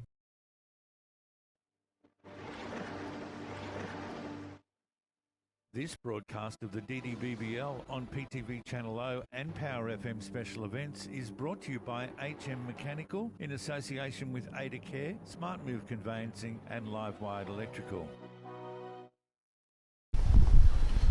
Viewers, welcome back. Round 4 of the DDBBL for 2022. We are mid-game. Hip Pocket Rockets have gone out and hit themselves 185 runs. Grammar Blaze is about to commence their chase. Joining me in the combox is one half of Darcy Murphy and Aidan Watterson. Typically only one of them is ever fit at the same time, which allows them to act as one player for their club at Western Districts in Brisbane. Aidan Watterson, how are you? Good, country. Very good, mate. Is that the intro of the century? That is spot on. A little bit of a sledge? Spot on. Either myself or Murph early on side of the field. I think that for once we're both going to be on the sidelines this week, which will be a bit of a shame. Both on the sidelines. I was going to say a rarity to see us both on the field. I know. But that's it, what works, and the club like the way that we work between them. So. Yep. You guys are a dynamic duo. Umpires Sperling and Stimson out there waiting for the players. Batsmen don't want to go out yet. Zach Beveridge going to go on throwdowns, won't let the game start. Big Zacko just going to block his way to a solid 20 run chase again. Or? Are you going to have a crack at this one? I think he hurt his shoulder in the field there, so I don't know how he's going to go. All right, batters on their way. All right, so what do you make of that total? 185. Pretty good total, I think. Blake Anderson and Val hit the ball very hard, and Lukey did his thing, what he's done in most games. I think Rexy will have to go pretty deep if Bremer are going to chase it. I think they're without Mitchy Doolan today, so yep. I think Rexy's going to have to go very large to get them close. Yes, looks like the nice guy of Toowoomba Cricket, Sean Mccarthy, going to open the bowling. So who we got batting? Is it Rex and... Rex, and I'm not sure who the other one. We'll check in with our scoring friends. Number 19. Who we got opening the batting, please, scorers? Welsh and Tooley. Alex, Ray of Sunshine Welsh. Golden arm, they call him now, isn't it? He is. He's well on track to spending a week on the Ark with Jeff. PTV, Channel O, Power FM, gold cap wearing fanatic that he is. All right, Sean Mccarthy, right arm over, on his way in. Strap in, viewers. Tooley off the mark immediately with a single. So, big fella, what injury-wise, what's going on with you? I've got a bit of a bulging disc at the moment, so it's a bit of a wait and see. Hopefully back this week, but I'm not too sure. I have to wait and see. Tuesday, I've got a date with the physio again, so yep. If it gives me all clear to go bowl Tuesday night, then hopefully fingers crossed, but never sort of know. Shawnee comes in. Dot off the pad of Rex. Is that the pad of Rex? It is Rex. It is Rex. So Welshie took the first ball. Welshie took first ball, got one off the mark. What a guy. I did call Zach Bickle today. My apologies to the Bickle family. I think he's been called worse. Yeah. No, one of the all-round nice guys. Zach Bev. McCarthy on his way into Rex.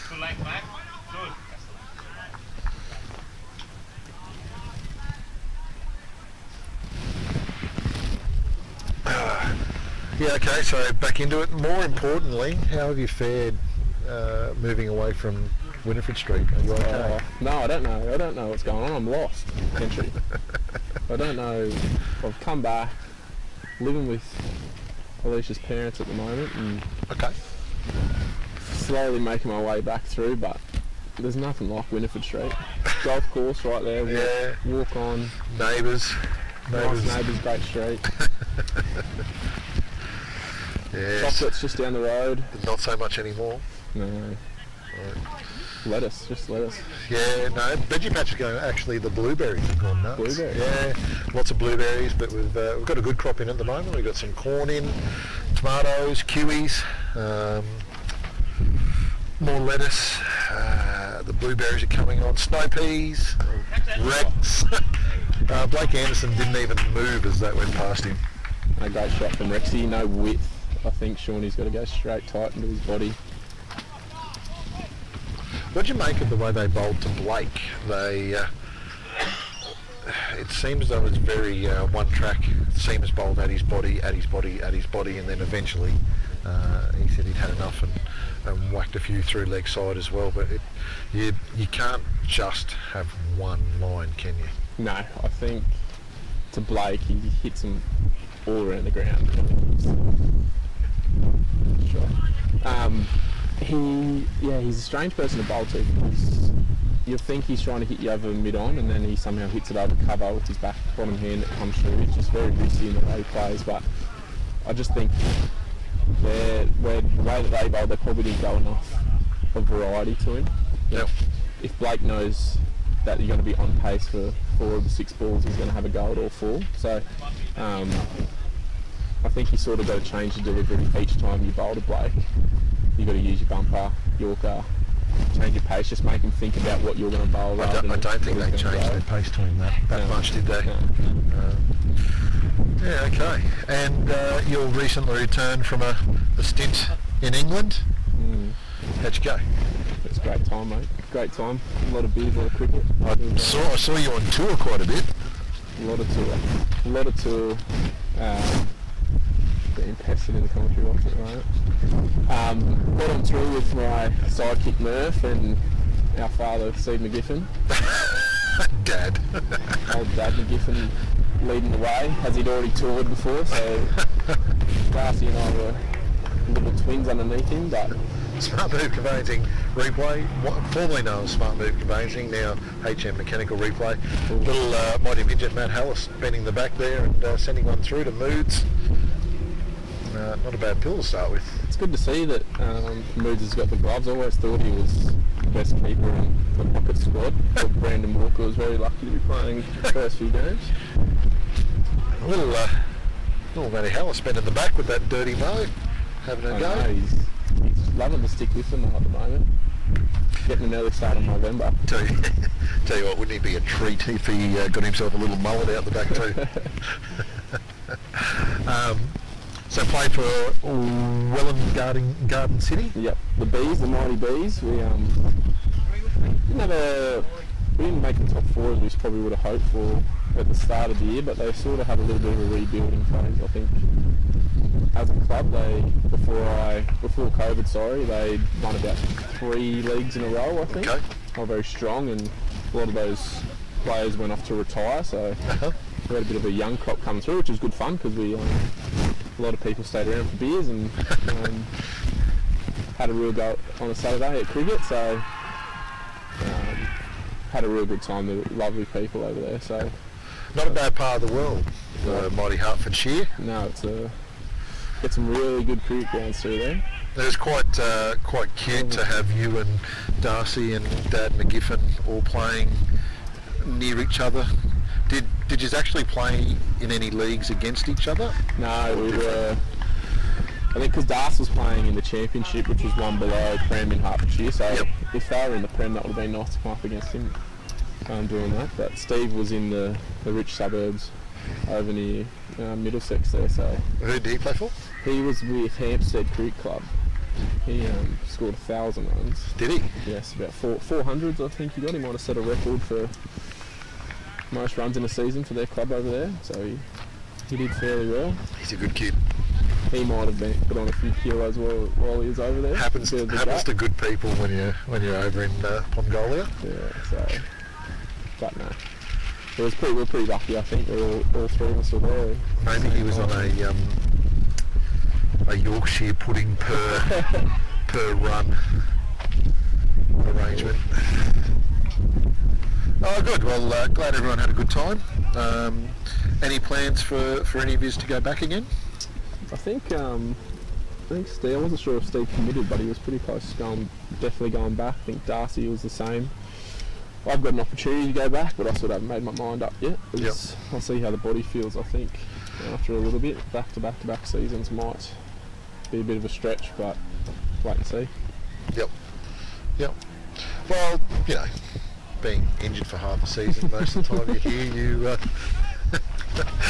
should be fresh. That's the problem, I think. The mighty Steindl not taking lightly to you having seasons over there and coming back. No. There's a rumour going that we might be a few quicks down next week. Right. That's 3 overseas on the sidelines. I don't know if Pete's very happy. I don't know Pete very well, but I do understand he can get a little bit grumpy from time to time. He can get grumpy, but we love him. We love him, Pete Steindl, one of the great men. We just had a formerly known as Smart Move Conveyancing Replay, now HM Mechanical Replay. Rex just swinging away and nudging it down behind fine leg for a 4, boundary 4. He's clearing the leg most balls here as Welshie's on strike. Oh, is it Welshie? Oh, keep getting them mixed up. Shawnee Mccarthy on the spot again. I think Alex would quite appreciate me mistaking him for Rex. I think so. If he's hitting them like Rexy, I think he'll take that any day of the week. Old Alex Sonny Welsh. Alright, Sean McCarthy on his way in, right arm over. Oh, Bang, straight down the ground.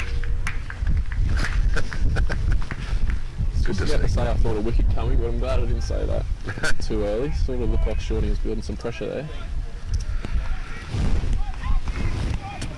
And what do you, so back in the old days, we used to play in the league over there, 47 overs for the team that bats first, 53 for the team that bats second, and still be able to draw a one-day match. Do they still get up to those sort of shenanigans? Yeah, so I think we split the season in half. We played 50 over games, so I played everyone twice. The first time we played them, we played 50 over games, and then it was time cricket. So similar to that, but the team that batted first had a maximum of 60 overs that they could bat, so they could declare at any time. And then if they batted the 60 overs, the team batting second had a maximum of 55 or whatever was left in the day, so they declared at 50 overs. They would get those 10 overs added onto the second team's batting. Yep. It was some weird cricket because some teams would just go and block from the 20th over if they knew they were never going to chase 300 and something. But I think the weather over there made for a lot of flat wickets this season, so there was a lot of draws. I think we ended up with about 6 or 7 draws in our Nothing like outside. the old winning and losing draw in English cricket. Yeah, there's got a lot of rules they make up about winning and losing draws. I used to come away scratching my head from a few games, wondering what went on. Yes.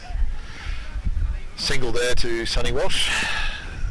That's the end of the third over, 21 runs.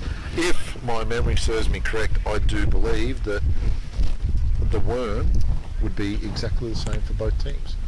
21 runs after 3 overs, but I think Hip Pocket lost a wicket by then. So both teams on 21 after 3 overs, going along at 7s. So on a share. At the moment they're pretty even. I think the difference will be whether they keep Shawnee going through to get a wicket or they leave him for the back end thinking it's going to go deep. So Lukey Newell has some big decisions to make. Big decisions for a little man. Yeah, I know. Speaking of little men, Matt Hallis coming in, pounding the turf. Nice. Sonny Welsh just pushes it into the offside. Moods parries it down to Sean McCarthy. Clever keeping.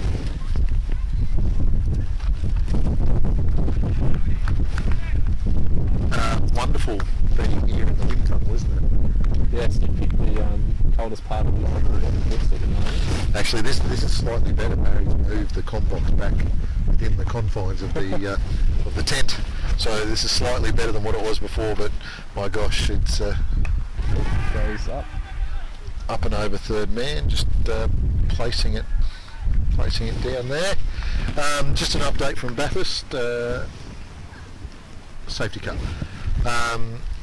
Smart Move Conveyancing Replay, formerly known as a Smart Move Conveyancing Replay, now HM Mechanical. Ball just skewing away behind third man for a single. Yeah, no, you get into Bathurst at all? No, not a fan. Not a fan? Not a fan. I'm not a true Australian. I've heard that the Mustang safety car has led the race for more laps than any other car today. I did tune in for about 5 minutes and then got bored with all the water all over the road, but not my thing, Kentry. Yeah, no. I'd much rather. I remember the days when Brocky would win with no windscreen and half a kangaroo hanging out the front grill. Now that was racing. Build a 45-minute lead and crawl over the line with 3 wheels. Hold on. Whereas now, you know, they get a new paint job at half time or whatever the hell they do. Matt Hallis storming in. Oh yes, little leg by down to third man, looking for 2, turning, coming back for it. Turning up, take them. And Moods is standing in front of the stumps. Moods pirouetting, lost. He finds a way to keep old Moods. He's quite a larrikin. I was hoping to see him bat today because the way the other boys are going, he probably could have cleared the fence himself. Likes to whack a cricket ball, the big fella. Waiting for a Matt Hallis bouncer here. Haven't seen him. He loves to bang him in. He loves a bumper. For a small man, he loves a bumper. He's got to try and hit his own toe to get it up high enough, but loves a bouncer. Oh, that's somehow missed leg stump. Buys or an edge? Leg buys. How about that? Now, umpire Owen Sperling. Big Owen has joined the umpiring ranks. You would have served under Owen's tutelage through Darling Downs cricket, wouldn't you? I haven't seen Owen for a long time. He looks the same. Probably since would have been under 21s, DD Southwest. Yep. 5 years ago, 6 years ago, whatever that was.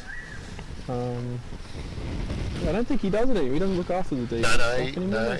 And he's also recently retired too. He's loving life. He's gotten into his umpiring. I got him down to the BPL for a few games down there. So good to see Owen's cricketing journey taking him to some different places. He'd spent over 30 years as the junior director of cricket in this region. Yeah, it's a long time. He's dedicated a lot of time to the region. Sure did, him and Janet. Alright, change of bowler, Big Vel. Big fella. Bat speed Velicott, in he comes. That was some pretty impressive hitting there late in the innings, wasn't it? He's a great cricketer. He hits a long ball, but his hand speed is just, and his bat speed is ridiculous. I remember there was a few innings, I think it was season 1 and season 2 for the Lightning. He was in our side. Yep. With his quick hands, he saved us a few times in some late run scoring, getting a vital 50, hitting some long balls. And he bowls these little noodlers. I think he bowls up change-up balls most balls. He runs in and floats out all sorts of different things. I keep calling him the lock forward. Is he a lock forward in football? He played, I believe he used to be a half. Really? I believe, but I think he's now thickened up. And I saw him playing for, might have been West Panthers or something in Brisbane this year. He was playing back row, but he kicked a field goal to win the grand final in Golden Point as a back rower. Why not? Great for Nastalai. Oi. Marshall with a fumble. The Mal.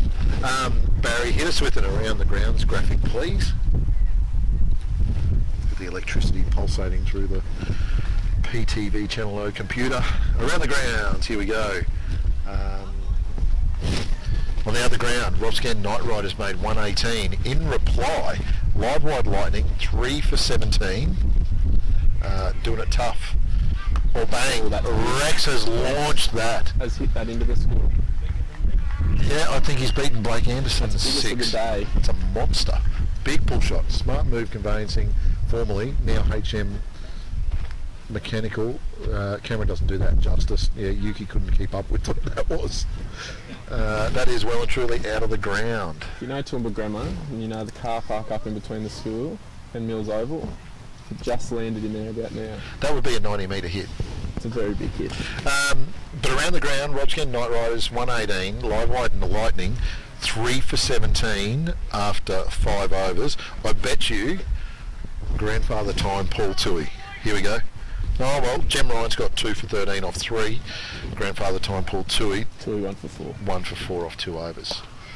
So, Rex just threads the needle 4 through cover. 4.3 overs. Score is 45.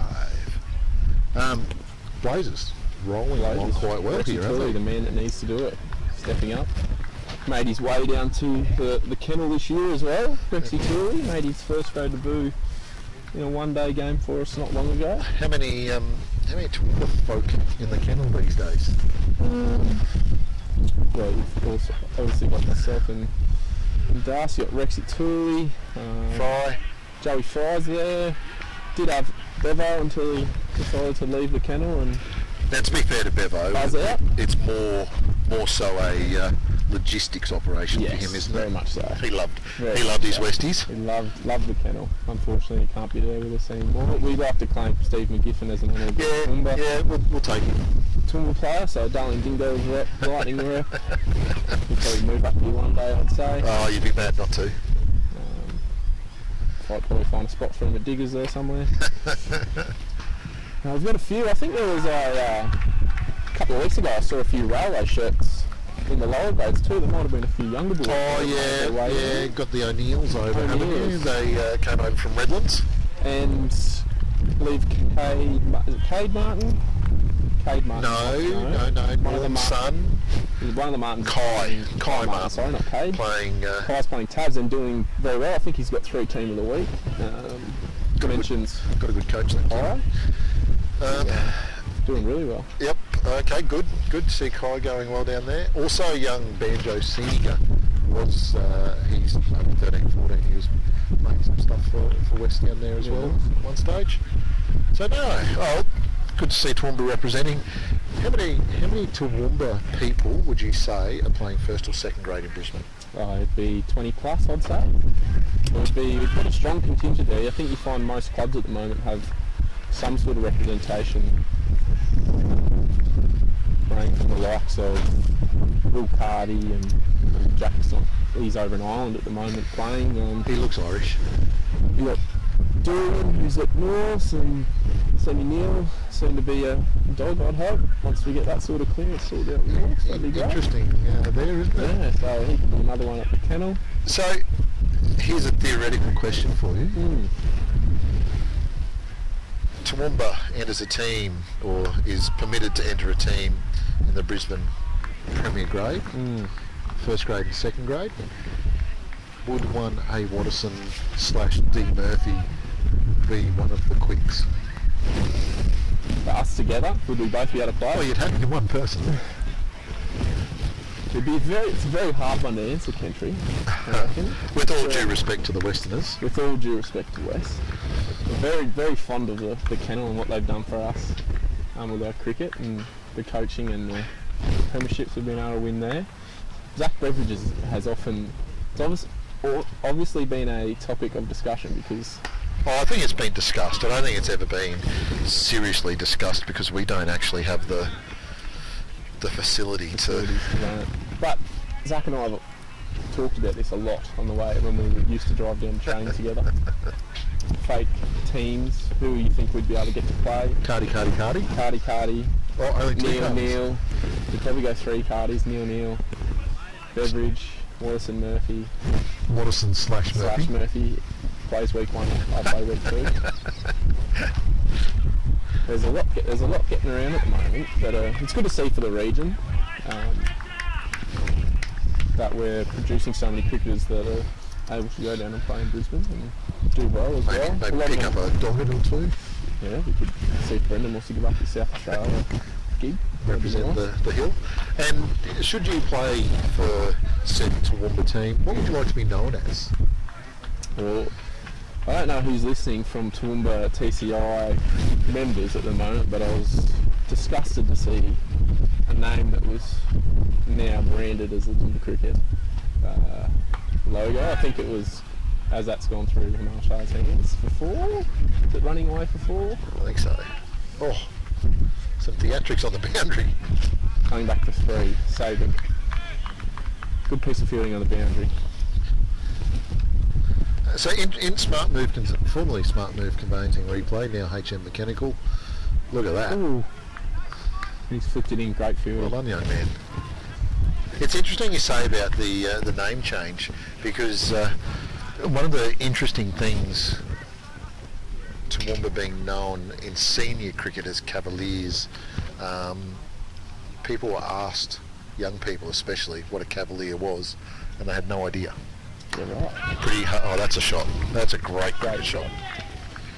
Welshie up over point. I think that was an attempted bouncer from Hallis, but he didn't get it on right where he needed to. Another Smart Move Conveyancing, formerly, now HM Mechanical Replay. 4 runs over cover point. Yeah, look, Falcons, Commodores, I don't mind. Yeah. I was always a fan of the Mountain Goat. Mountain Goat would I love a big mountain. antlered mountain goat representing Toowoomba. Imagine that on a logo. That could be something special. That would be special. If Jared Sipple was listening, I think he'd throw the Cowboys up there as a name. I think, and actually speaking of I reckon Jared Sipple would be a goat. Yep, he'd be a goat. Yep. The Toowoomba Goats. Yep.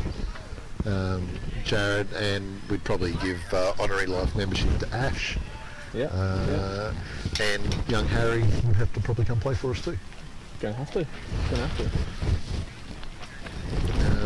The game, none for 57 off 5.5 overs by my calculations. The scoreboard seems to run with me. So really interesting position. The Blazers are keeping up with run rate. Off-pace delivery, play out to the deep. Just a one. single. Oh, Misfield. Coming back no! through. Not sure who's out there. That might be one Regan Lidke. His dad would not like that.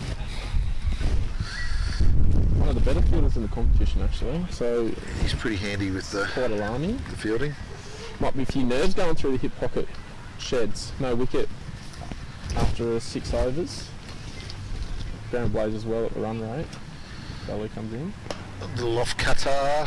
Rexy's hit it wide, could come for 2. Welsh is struggling. Sonny Welsh isn't pumping the legs there. The Welsh waddle.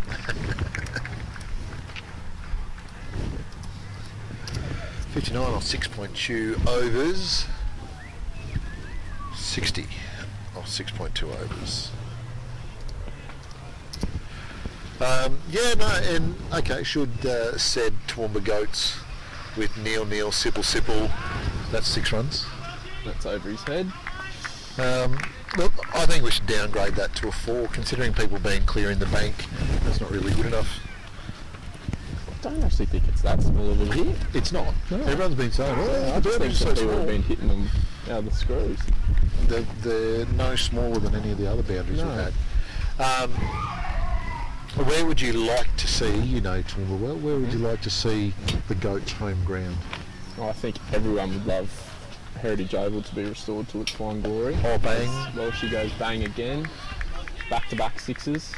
Oh. That's up the top of the hill, that's quite large as well. Sonny Welsh.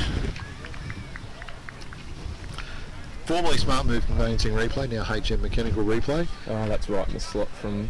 Interesting little strike. Bit of a wobbly base from Welshie, but just gets the hands through it nicely. Went through the ball well.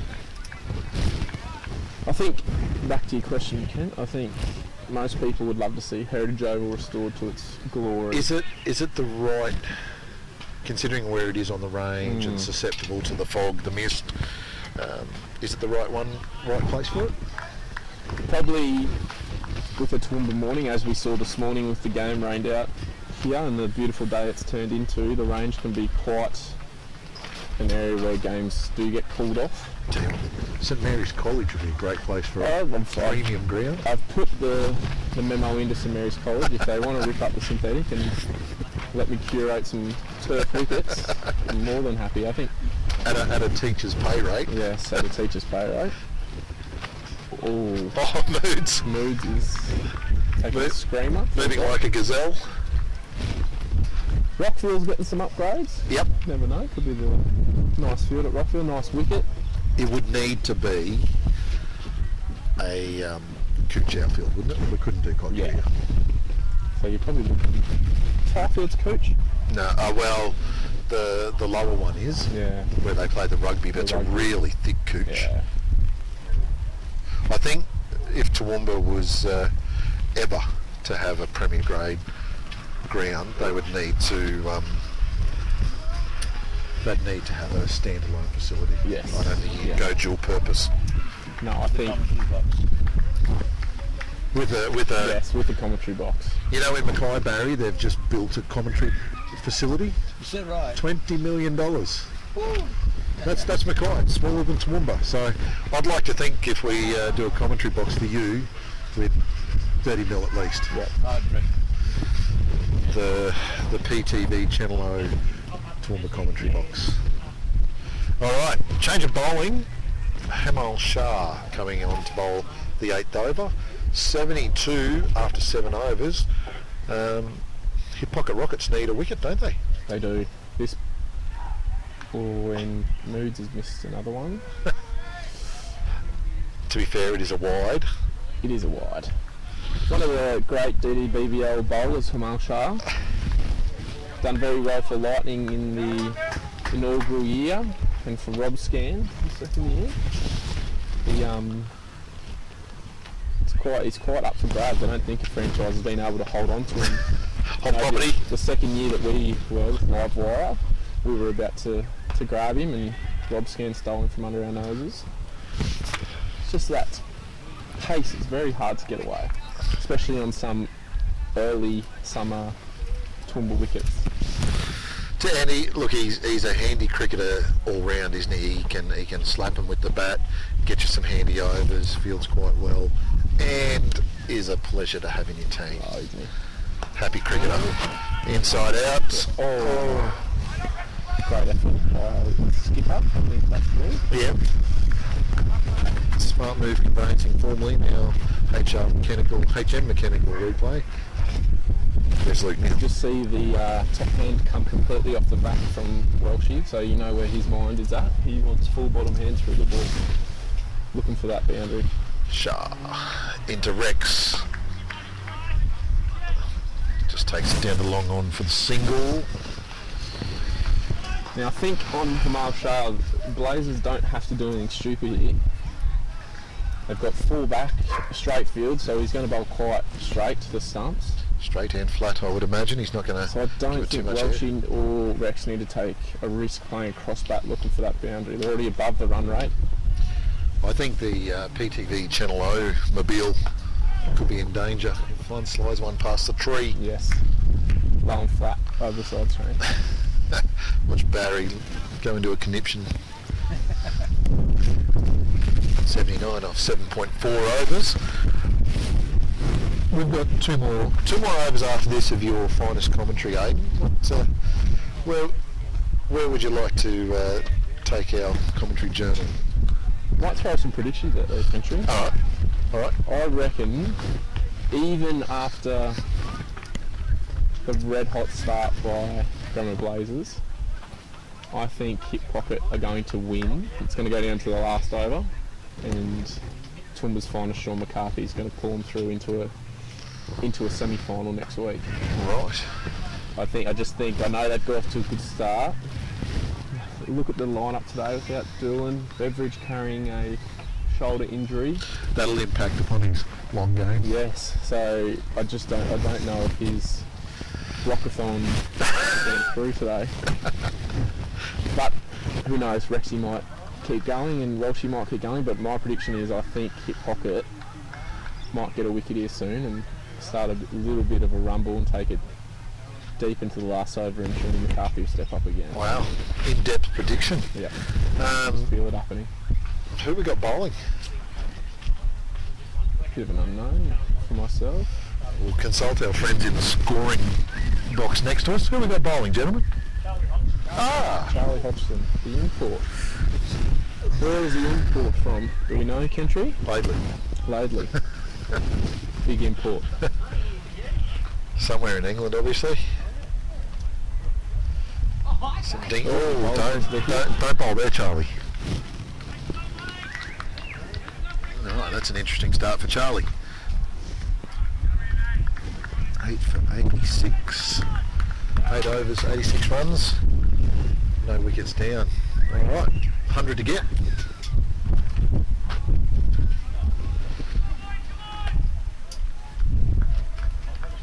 Interesting to see where he goes here. Freck's going to keep going. And I bet he doesn't try to bowl down leg side again. Well, good comeback. Up in the stumps. Apparently Charlie was a bit upset with the English summer being so hot this season. How do you reckon the big fella's going to experience one out at Ivor Marsden under the Jets at 45 degrees? England was hot. He's going to get a rude shock. Ivor Marsden is going to... No, he might never leave. He might just be stuck in the turf at Ivor Marsden.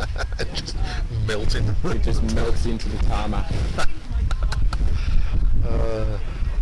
There's been some serious days in the dirt out there at Ivor Marsden, so I hope he gets ready for that. Barry Kewison around the grounds if you don't mind. Oh, Rex high. Players coming in. Got him. All right, that is key. Start of the prediction.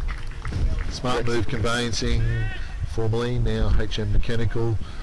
Don't know who it was under that, but he made good ground, got under it. I think that might be our man Velikov eventually. The bell, the lock forwards. All right, around the ground. Zzz, zzz, zzz. Here we go. Oops.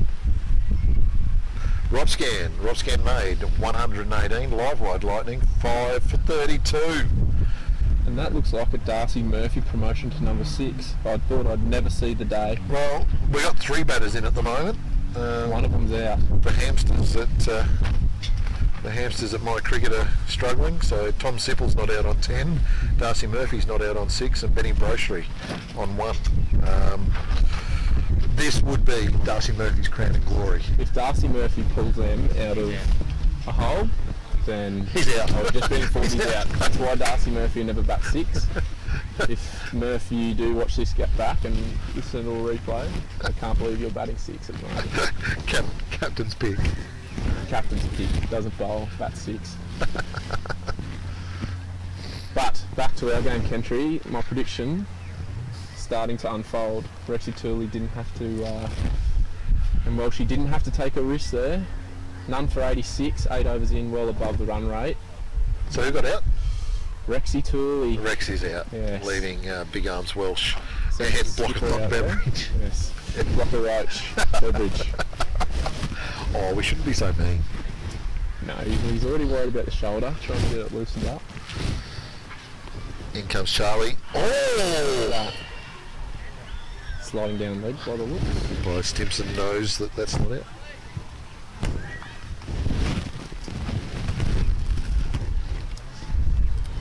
Look close. Yes. To the eye. Yes. All right, Charlie Hodson to complete his over. Tell you what. Oh, Matty Hallis got to get on the A top. little bit of an escort there, wasn't it? Oh. Good throw from the boundary. 2 runs to Sonny Welsh. All right, 88 after 9 overs.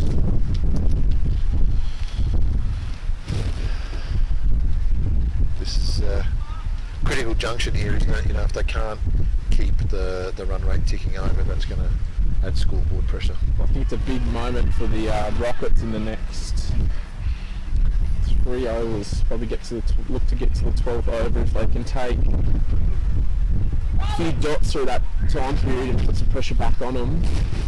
One might have to feel like they push a shot or play a shot they don't need, and that could be the start of the rot. Knowing Zach Beveridge, I think he'll be well aware of that and might look to rotate to the long man here, hopefully. I don't want to see a Zach Beveridge aggressive shot to mid on like usual. There it is. Good boy. Experience at its finest. Fresh off a 50 yesterday. Really, the big fella? Second grade in Ipswich. Do him and Brian get to spend time together? I don't think so. I think Brian might have got out for Bev to go in yesterday.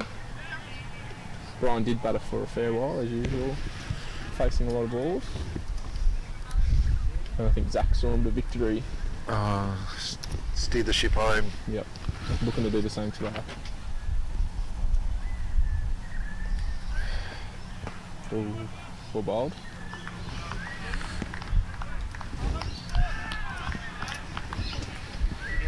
Be interesting to see what Luke does here. If he tries to build some pressure, maybe bring in a few men up. Wouldn't mind seeing maybe mid on, mid off come up for the back end of this over if Zach stays on strike. Good appeal by Hamal Shah. Sneaky little good over this one. Yes. So I'd be looking to bring some of the straight men up, see if Zach wants to take a risk and go over the top or try and chew a few more dot balls. I'd be trying to get away with a single off each of these last balls and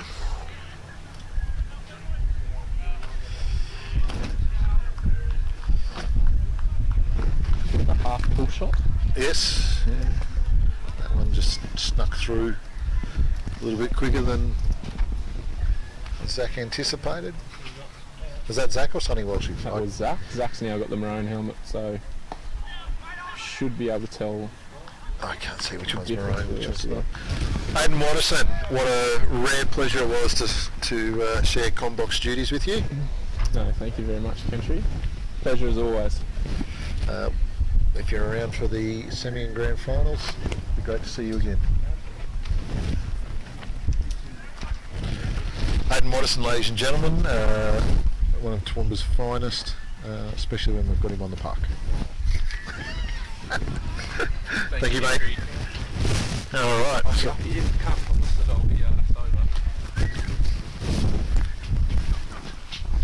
Graham Strang joining us in the Combox. Graham, welcome to the commentary box. The Combox is yours for 3 minutes. It is me for 3 minutes. Oh, you have somewhere to go.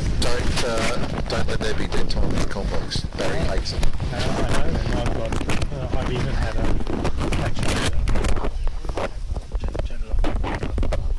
catch up with our resident statistician, and he's given me the drum on what and where we need to be. Ooh. So I might hold that when you come back, and I'll keep having a chat. Oh, that's gone.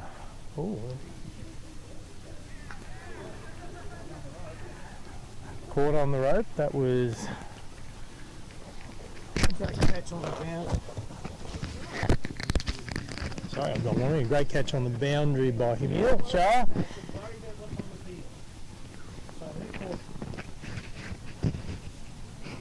Sorry, ladies and gentlemen, my clip has just come off my microphone, so Barry's doing a quick running repair. So that was Alex Welsh getting caught on the boundary, so coming into with a great catch. Coming into bat, I'm not sure who's coming into bat, gents.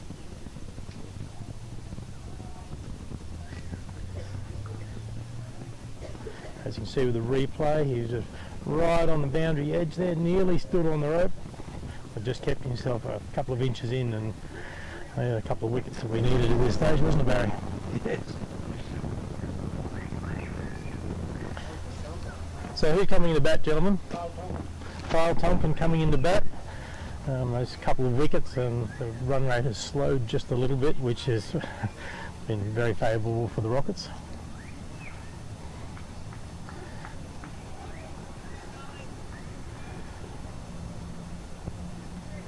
It still amazes me, Barry, that we've actually got cricket on today from the puddles that we were faced with at 8 o'clock this morning. Yeah, I reckon. I wasn't excited about having cameras in that rain. No, just to push down the ground, and for two. And was the beverage just for 2 runs? Do you know how to update the scoreboard? I wouldn't have a clue. Okay, don't worry about it. But I can soon figure it. There's cables everywhere. There are instructions in that folder. Okay. And just a quick single into the leg side. They're going to come back for no, they're going to go for the single. Good running in effort there by the Rockets fielder, who, without my glasses, I can't quite work out who it is.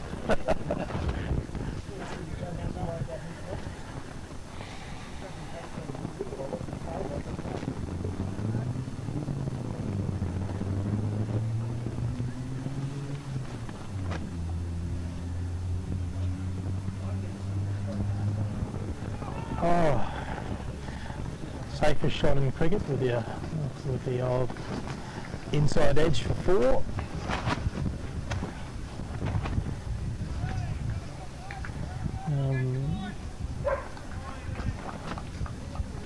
The equation looks pretty simple. They've got basically 90 runs they have to get in the next 10 overs, so 9 and over.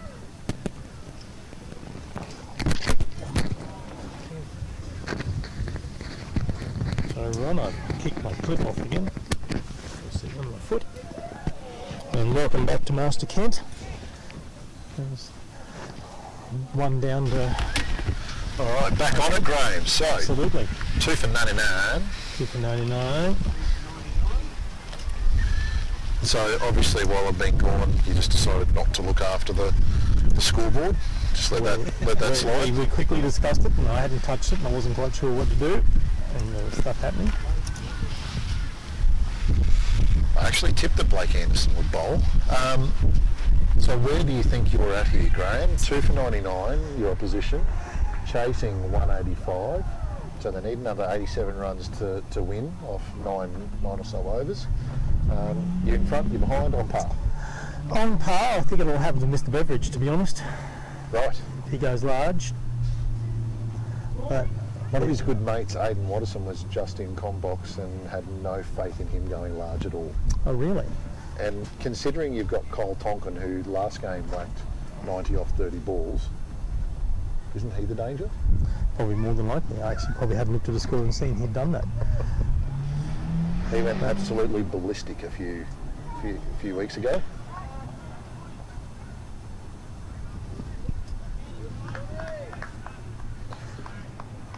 So one there to Tonkin into the outfield. Sean McCarthy saves that. 100 up. Yeah, absolutely. For the Blazers. This has the makings of an epic, Graham. Absolutely. So even talking over there, we actually thought that 180 odd was going to be fairly par because it kept improving. Because obviously with the field drying out and getting a bit faster, and we thought that the spin side of things would be the deciding factor. One thing's for certain today, there's been a lot of, I've been worrying about how the field is operating because people keep banging it out into the bank out there. I know. The steps have got a good workout, haven't they? I thought my poor little Nissan Dualis car of choice for the P-plater, it's been in massive danger today. Well, I thought the way Hastings' gearing signs haven't been in any danger, although Luke did get pretty close there. But he didn't. He didn't. He got pretty close. He did, but he didn't. Yeah, he did, but he didn't. All right, Anderson into Beveridge. He's going to hit that for 6. Would have been a little grublet. Smart move conveyancing, formerly now HM Mechanical. Beveridge with a pretty drive, just teasing Hallis. 6 runs. Yep, absolutely. Probably a much needed 6 there. They need to keep the run rate ticking over. Absolutely, it's going to catch up with them pretty quick. Can't afford to lose momentum here. No, and but speaking with our resident statistician Clayton, he's given me the drum on what happens with both of these games. And basically, if Robs can win and keep Livewide to 75 runs, they'll move through to the finals. Oh, really? Absolutely. If Livewide win, they'll go through. Yes. If we win, we will go through. If Glamour Blazers win, we will actually still go through on net run rate unless Robs can bowl them out for about 50. I think they're past 50 now, aren't they? I'm not sure. My cricket's having a few conniptions with life at the moment. The hamsters are struggling. So, how good is it that we've got a DDBBL where everything is in play? Again.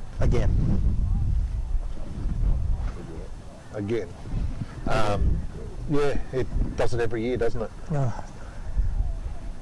Ages us all a little bit more, whether it's weather or results or... The weather was a concern this morning. I'm glad we've turned on some sunshine. This has been great.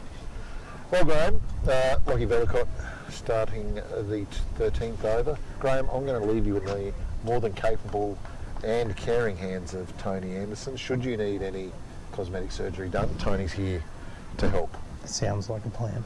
All right, leave you to it. That's all right.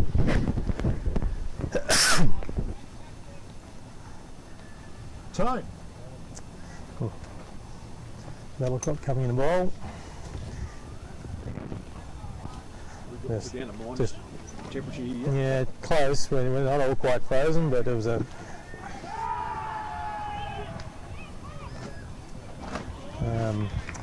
what was a simple cut into backward point for 2 with a hit on the stumps, actually knocked it away and they picked up a 3rd run. Probably a bit closer than needed to be. That's it. And how was Tony today? Well, I was warm when the sun was on me. Well, I've been caught short a bit. I come over here with no jumper and no one told me that it was Arctic temperatures under the tent. That's a straight drive. It is a straight drive. They're going to come back. back to the second. I have to say, the Blazers have run well. Yeah, they've gone well in their chase so far. Yeah.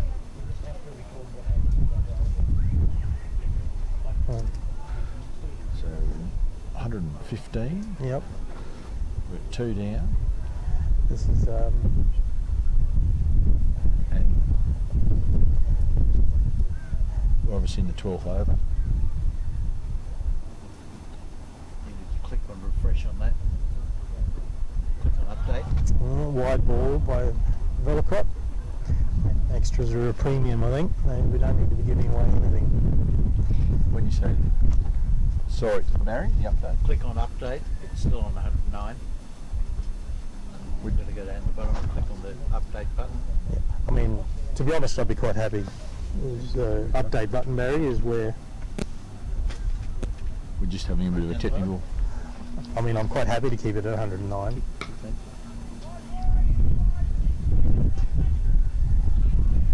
Single out into deep mid-wicket. Okay. Fielded by, I think... Change. You've got to click on update. Okay. We're getting our technical instruction by Master Barry. Yeah. Thank goodness we've got him. And absolutely, we'd be all sorts without him. This is Is that Lockie Velocrop bowling? yeah, still Lockie Velocrop bowling. Another beautiful shot behind point there for 4.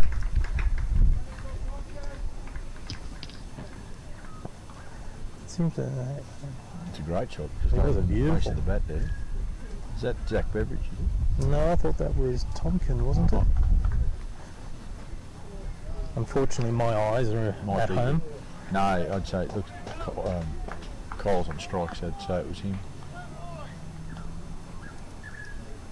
Score flying along to 121.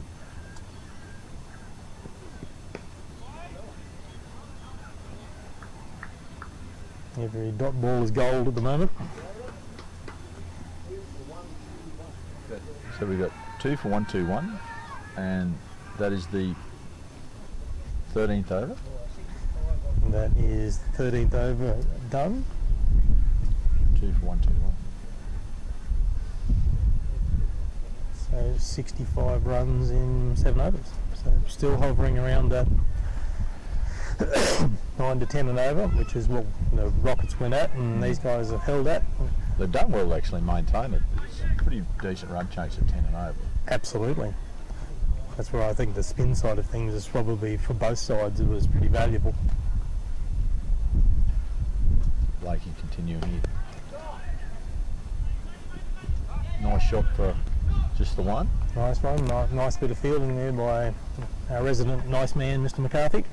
Mr. Cricket. Mr. Cricket.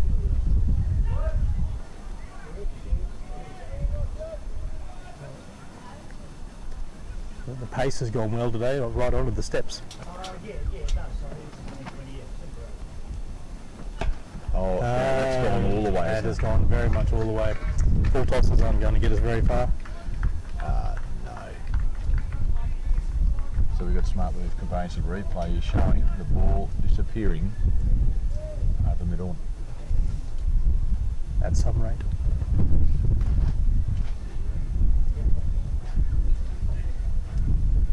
You left no doubt where that was going. No, that's gone even further. That is huge. Now give me time to update my scoreboard Absolutely. as they go and find the ball.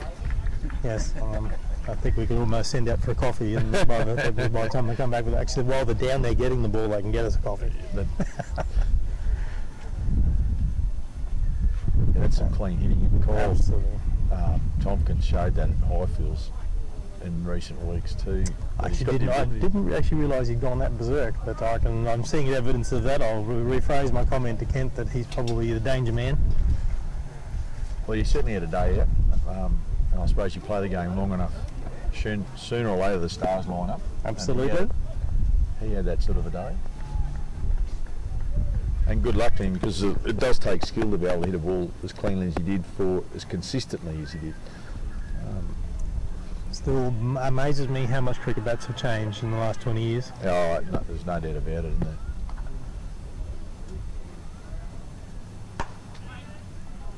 Dot ball. Oh, dot ball. I was half hoping that was a return catch. Not that lucky, unfortunately.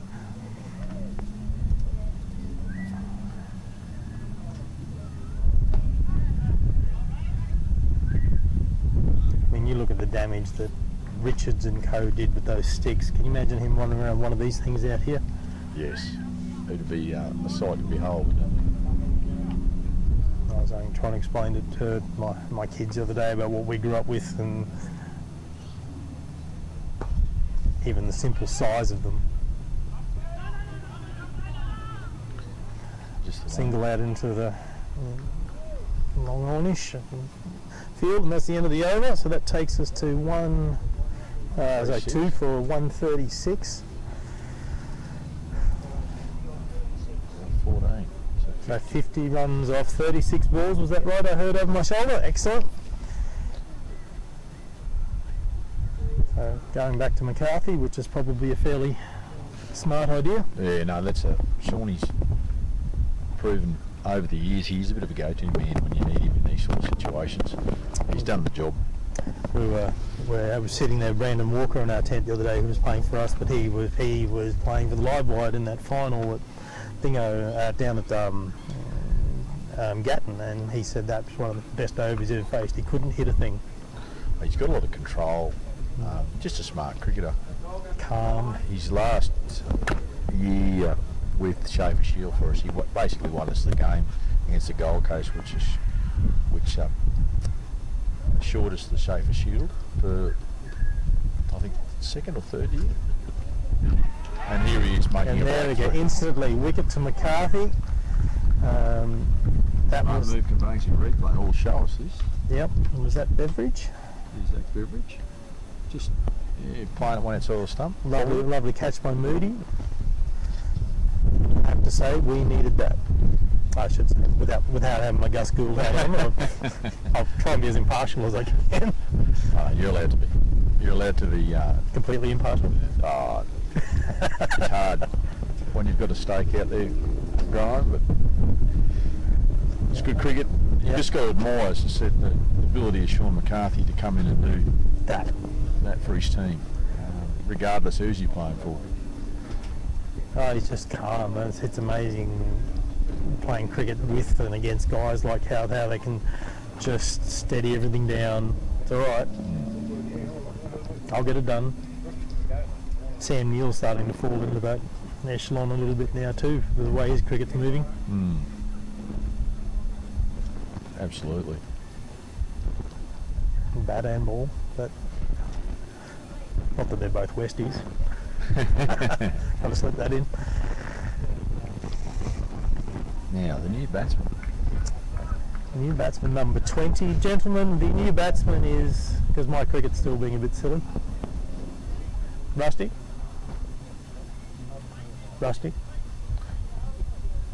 Who's the new batsman? Harrison Jazines. If I've mispronounced that, I apologise. So Harrison's obviously the left hand, just that little bit of differentiation now. Yeah, got to have a good left-hander around. Adjusting the field accordingly. We'll see that Harrison's got to offer. It's a good first delivery. He just has that ball in him, doesn't he? Not much he could have done with that. There's only 3 deliveries in the over, I think. And you can feel the tension already starting to build because of McCarthy's effort here. And that's the amazing part of him. Very little warm-up, right, have an over. That's where T20s change everything so much, you know. Go back, you know, you give your fast bowler 3 or 4 overs warning that he's going to have an over. Now you just got to be ready. Single into the onside. All of a sudden I've got to do some work on the scoreboard. Yep. Thanks, Sean. I'm glad you had that responsibility. It takes a little bit of effort. I've actually foregone the dots and the deliveries. I'll just go to full overs. Barry having a bit of a check and making sure that all my technology is working properly. So 2 for 137. Actually, 3 for 137. 3? Yep. No, my mistake. I better change that too. We need to call tech support. Yeah. So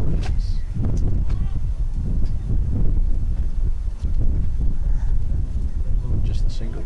It's just a single, and I think we have one to come. If I count right.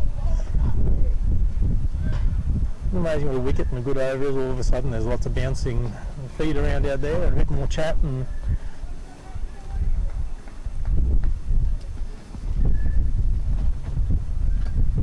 Shorty in now. Ooh.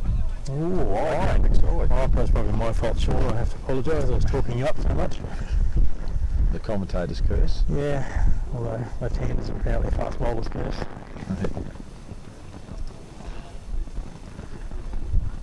But you've got to give a bit of credit to Grammy here for getting the grounds up.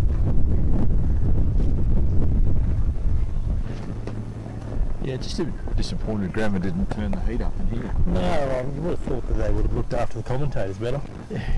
No, not even a share plate and a snack one or anything. Yeah, I think they'd bring us some coffee. Some coffee would be Just, quite appreciated right shout now. out to Frizy there.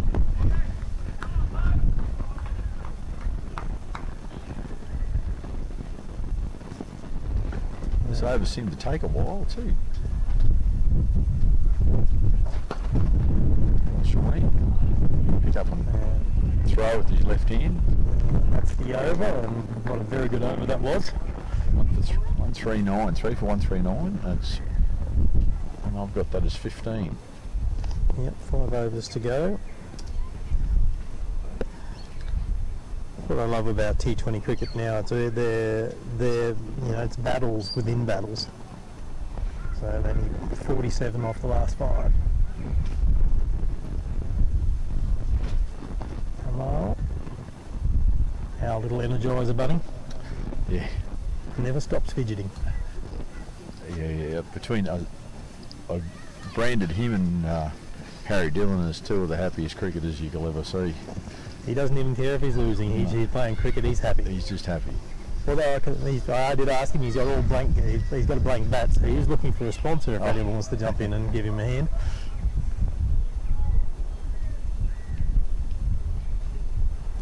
Yeah, what's Mel up to?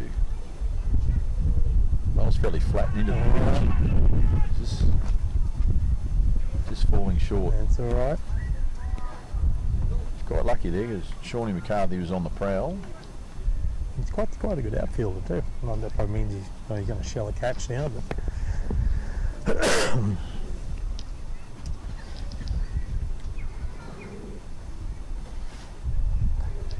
and all that talk about Kyle Tonkin and he's 90, he's actually 28 off 12 balls. So strike rate's not an issue, is it? Strike rate's not an issue. But I think it'll be his batting partners. Because ones aren't going to be enough, are they? No, they've still got to go hard, haven't they? Oh, don't have a choice. Oh, soft dismissal. Oh, no. No, just wide. But Kyle wants the strike, and there's no pressure for 2 there. And smart move for Kyle. I think you have a smart move conveyancing replay. Just lollied into the mid wicket. Well, I've got a fair guess where this one's going. Yeah, Mal won't want to be off his line of length here. No, just one. On bounce. Probably lucky in both his balls this over. He just mishit them a little bit.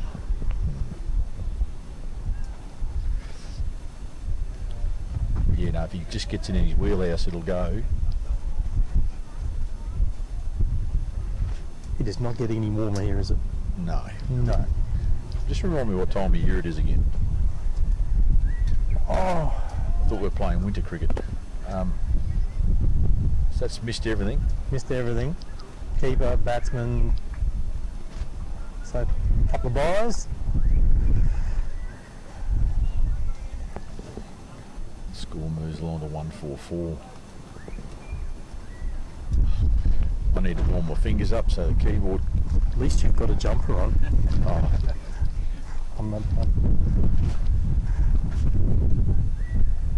Oh, didn't break the inner circle there. No, because I can tell you I'm half considering knocking you on the back of the head and taking yours. The young Mr. Libke there with a good bit of fielding. Now, just needs to get off strike here. Yep.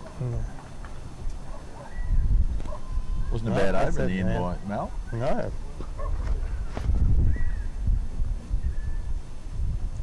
We've got 145. And just checking the scorecard now because my cricket is 3 for 144 I have.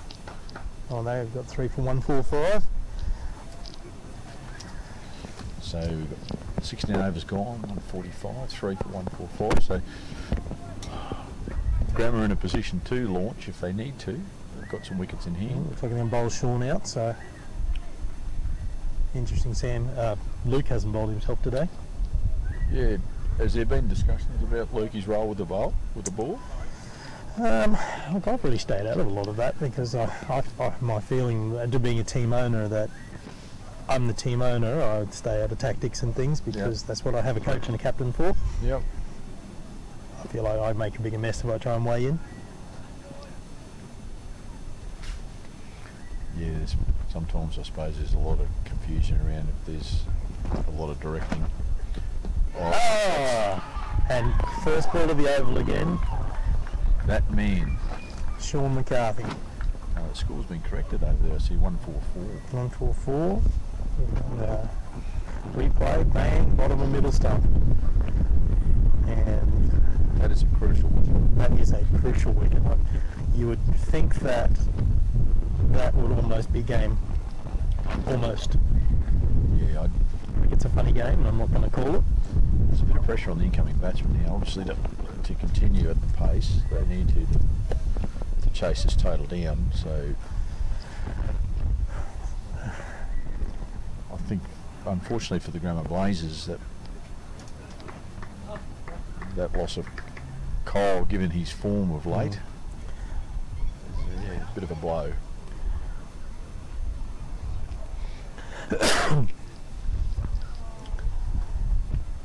Interesting, and Sean's first over went for the better part of 10-12 runs, and his next 2.1 have gone for 8 with 2 wickets.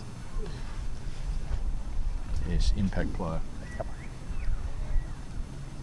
And you have to be in the running for probably the best DDBBL player of all 3 so far. He's certainly up there. Yep, up there with Chris and a couple of others, although Sam Neill certainly.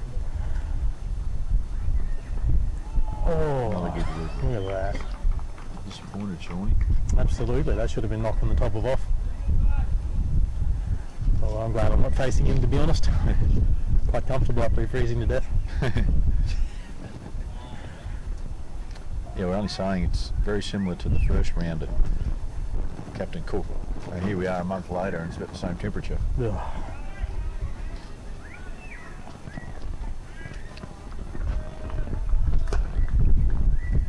Right up on his toes here. Yep, they're going to come back. No, there'll just be one out there. Yeah, we got to finally 145. I didn't make it into the commentary box in the first round, but I can tell you, standing there off to one side there, just going, this is nuts. No, we're only too keen to get out of it, weren't we, Barry, by the end of that afternoon? But still, was it as cold as Highfields in DDB and then number 2? No, that was a cold one. I was trying to get my head around Zach standing there with him t-shirt and shorts doing commentary and not seeming bothered by it. As Sean delivers up another dot ball. The dot balls are starting to mount up a little bit now. Oh, yes, Shawnee's really doing the job here. Yeah. Oh, there you go. Yep. How crucial is this spell? Absolutely. Come back. You could argue that the game was actually at the point where it could have slipped away quite easily.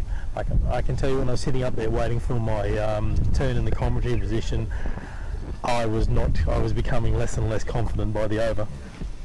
you see there, the smart move conveyancing replay shows the stumps going everywhere. Absolutely.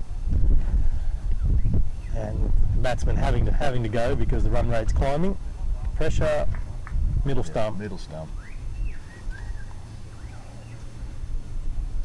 You miss, I hit. Absolutely. But it's his length. That's what Brandon was talking to us about us in the tent. And he said it's his length. You see, it's very difficult to get under. Yes, he has. He has got a very good read of the pitch too. He knows, one of those few bowlers that actually can read a pitch very quickly and know which length he needs to be on to be maximum effectiveness. So his spells, actually we'll talk about his spell after this ball because that'll be the end of the over. That'll be, yes. So, and we'll have his final figures. Absolutely. So it's a big Jack Cardy. That does look like Jack.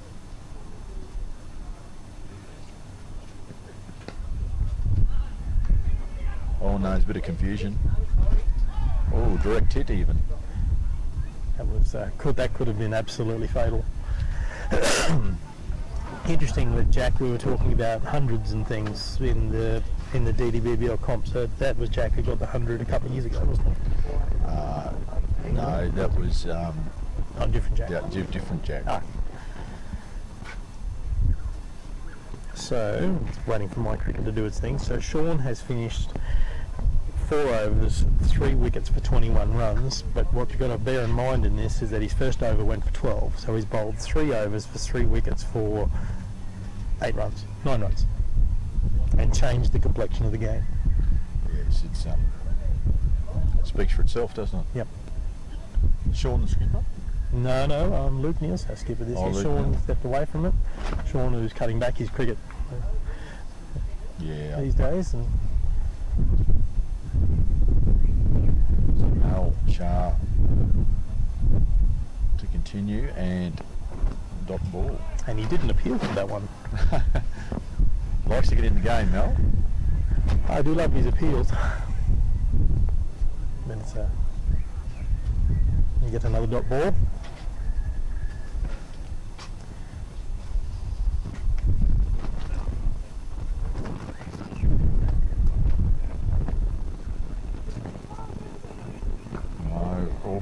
Calls of yes, no, and there's a run out.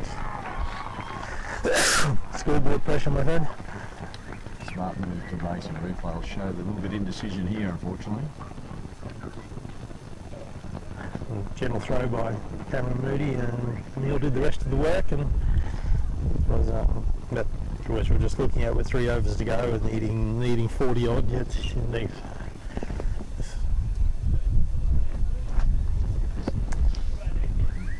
So you must, I think you hit the nail on the head there with a bit of scoreboard pressure. And the other game sounds like I can just overheard is that they need 18 or 5 runs. 18 runs off 5 balls. 18 balls off 5 runs. That came out really well, didn't it? Just keep people thinking.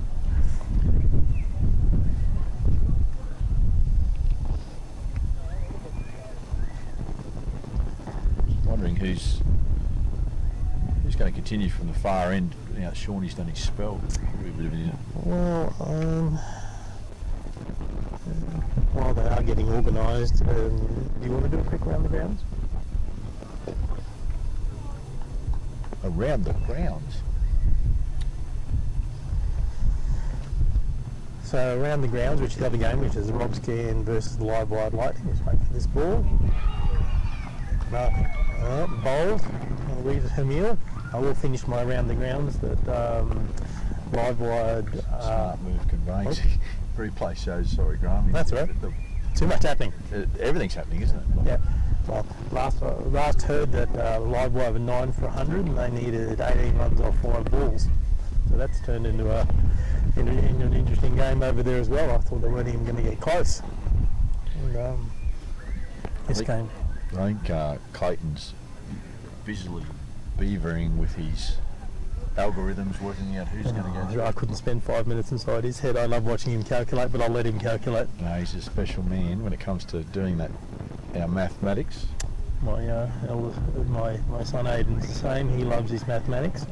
He's a front row forward who wants to be an accountant. Good on him. So we got 7 for 145.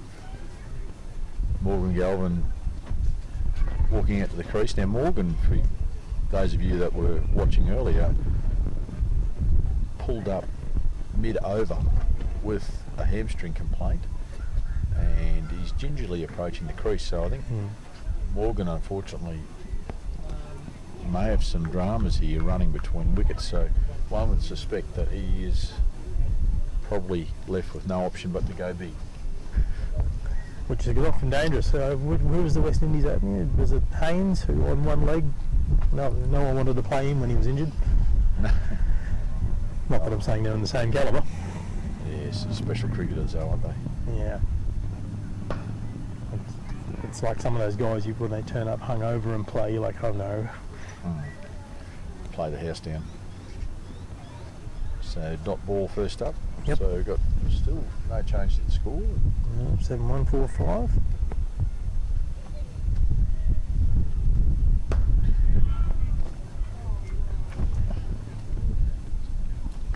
So Morgan eventually getting through for the single. It was a Yep, the Livewide are all out, so Rob Scan has won that game.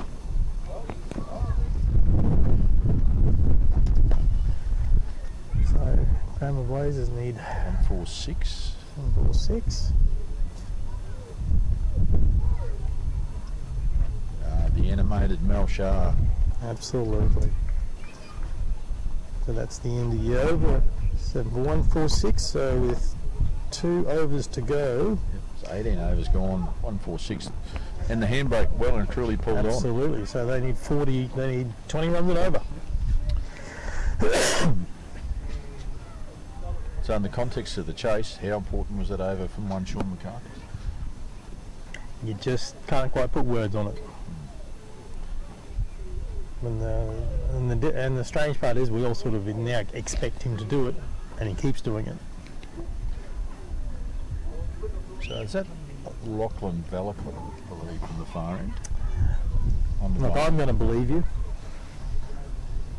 And I think you're right, yeah, looking at that run-up.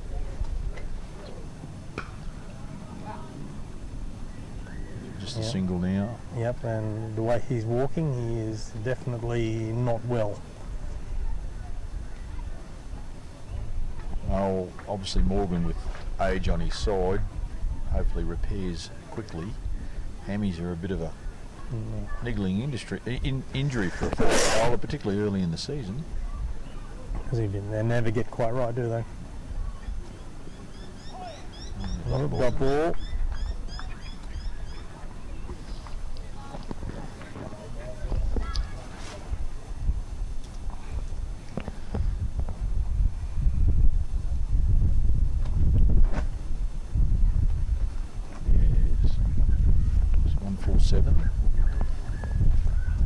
Into bowl.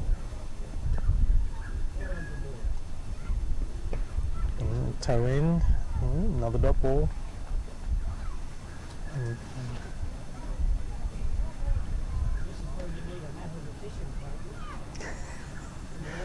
Plenty of cheek being tossed around behind us about mathematicians. And I think Clayton needs us to run to his defence. I think he'll outsmart them very quickly. Absolutely. That's a clean hit. Clean hit. Yes, for one.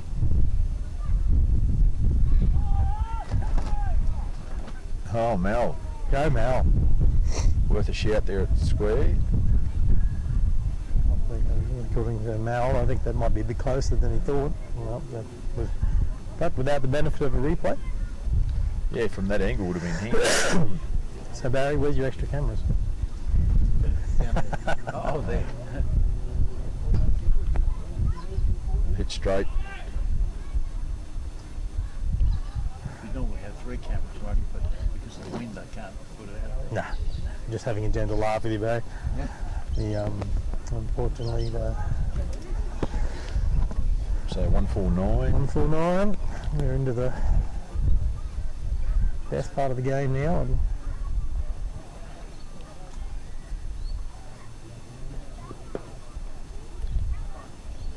just a single down the long on. Yep. So And it appears it's just a formality these days. Absolutely. You see, it's they've from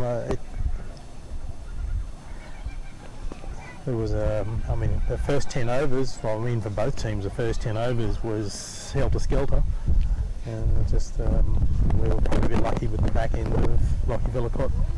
I think from Grammer's own admission, they haven't played the power parties to the full extent of probably where they'd like to be in the lead-up games, and today they did everything quite well in their early run chase. Well, they out-batted us in our first 10.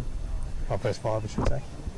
But it just proves how much of a effort is to actually maintain that right through the innings. It's got Matty Hallis on now from the commentary box in. Absolutely. And there's a lovely catch. So hit that cleanly, straight down the smart move conveyance and replay show. Mr. Shah. Oh, Mal Shah. Didn't have to move far. No, he's had a pretty good game as well. He's been in most things.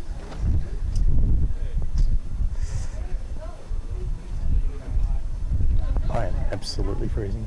Yeah, it's not nice. It's not nice. Sorry, ladies and gents, but I can tell you in this commentary box, we're waiting for the polarised caps to turn up. It's just silly. We're having air conditioning heating put in next week. I was saying air conditioning. You should be commentating from inside the Power TV car. I wouldn't say no right now. We just need the windows cleaned so we can look out. But Barry, I think we can set up the commentary box. It'll be a bit snug in the back. Well, I'm sharing a bit of body heat at the moment. I don't think it's a bad idea. What we need is a commentary van. The commentary van? Yeah. Yep. WKRP TV van. The Power TV van with the big satellite dish on. Actually, we need an upgrade. Put in for that, Barry. That's what we need. Could you get a coffee machine in? Oh, absolutely. Oh dear, coffee would be good right now. Oh, microwave oven just to heat the pies. I'll just put my hands in it, to be honest. In the microwave oven? It's a better option than what we're doing at the moment. So, just a bit of a delay here as the batsman takes guard. Surveying the field. Unfortunately, he probably needs to disregard all the fielders and go over the fence to have any chance. He could have been marvelling that he's probably warmer than us. Absolutely. Hallis in the bowl. Well, just through. Lovely shot out to there.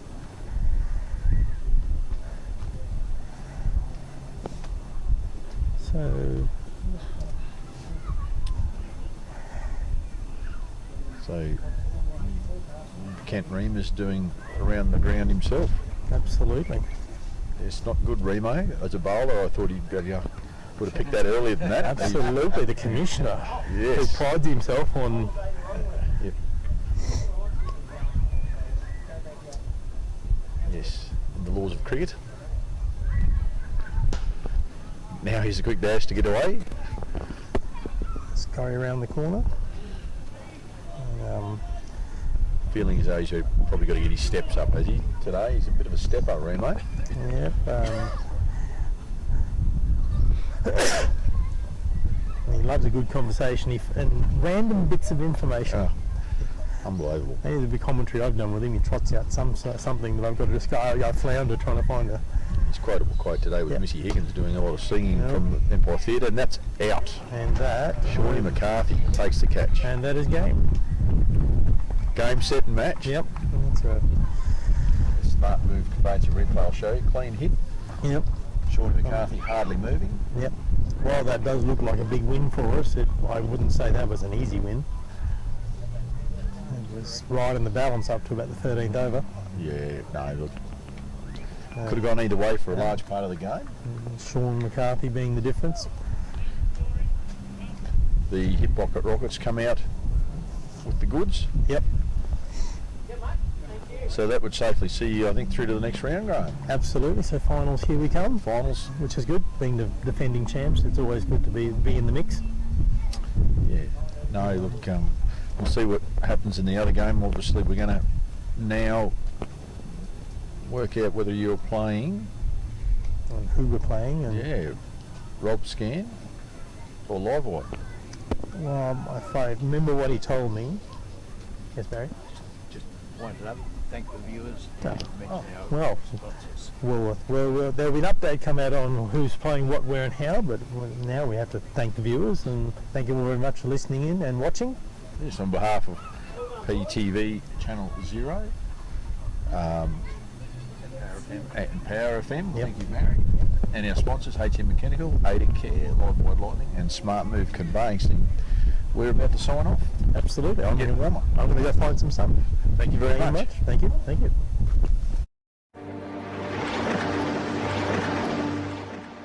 This broadcast of the DDBBL on PTV Channel O and Power FM special events brought to you by HM Mechanical in association with Ada Care, Smart Move Conveyancing and Livewide Electrical.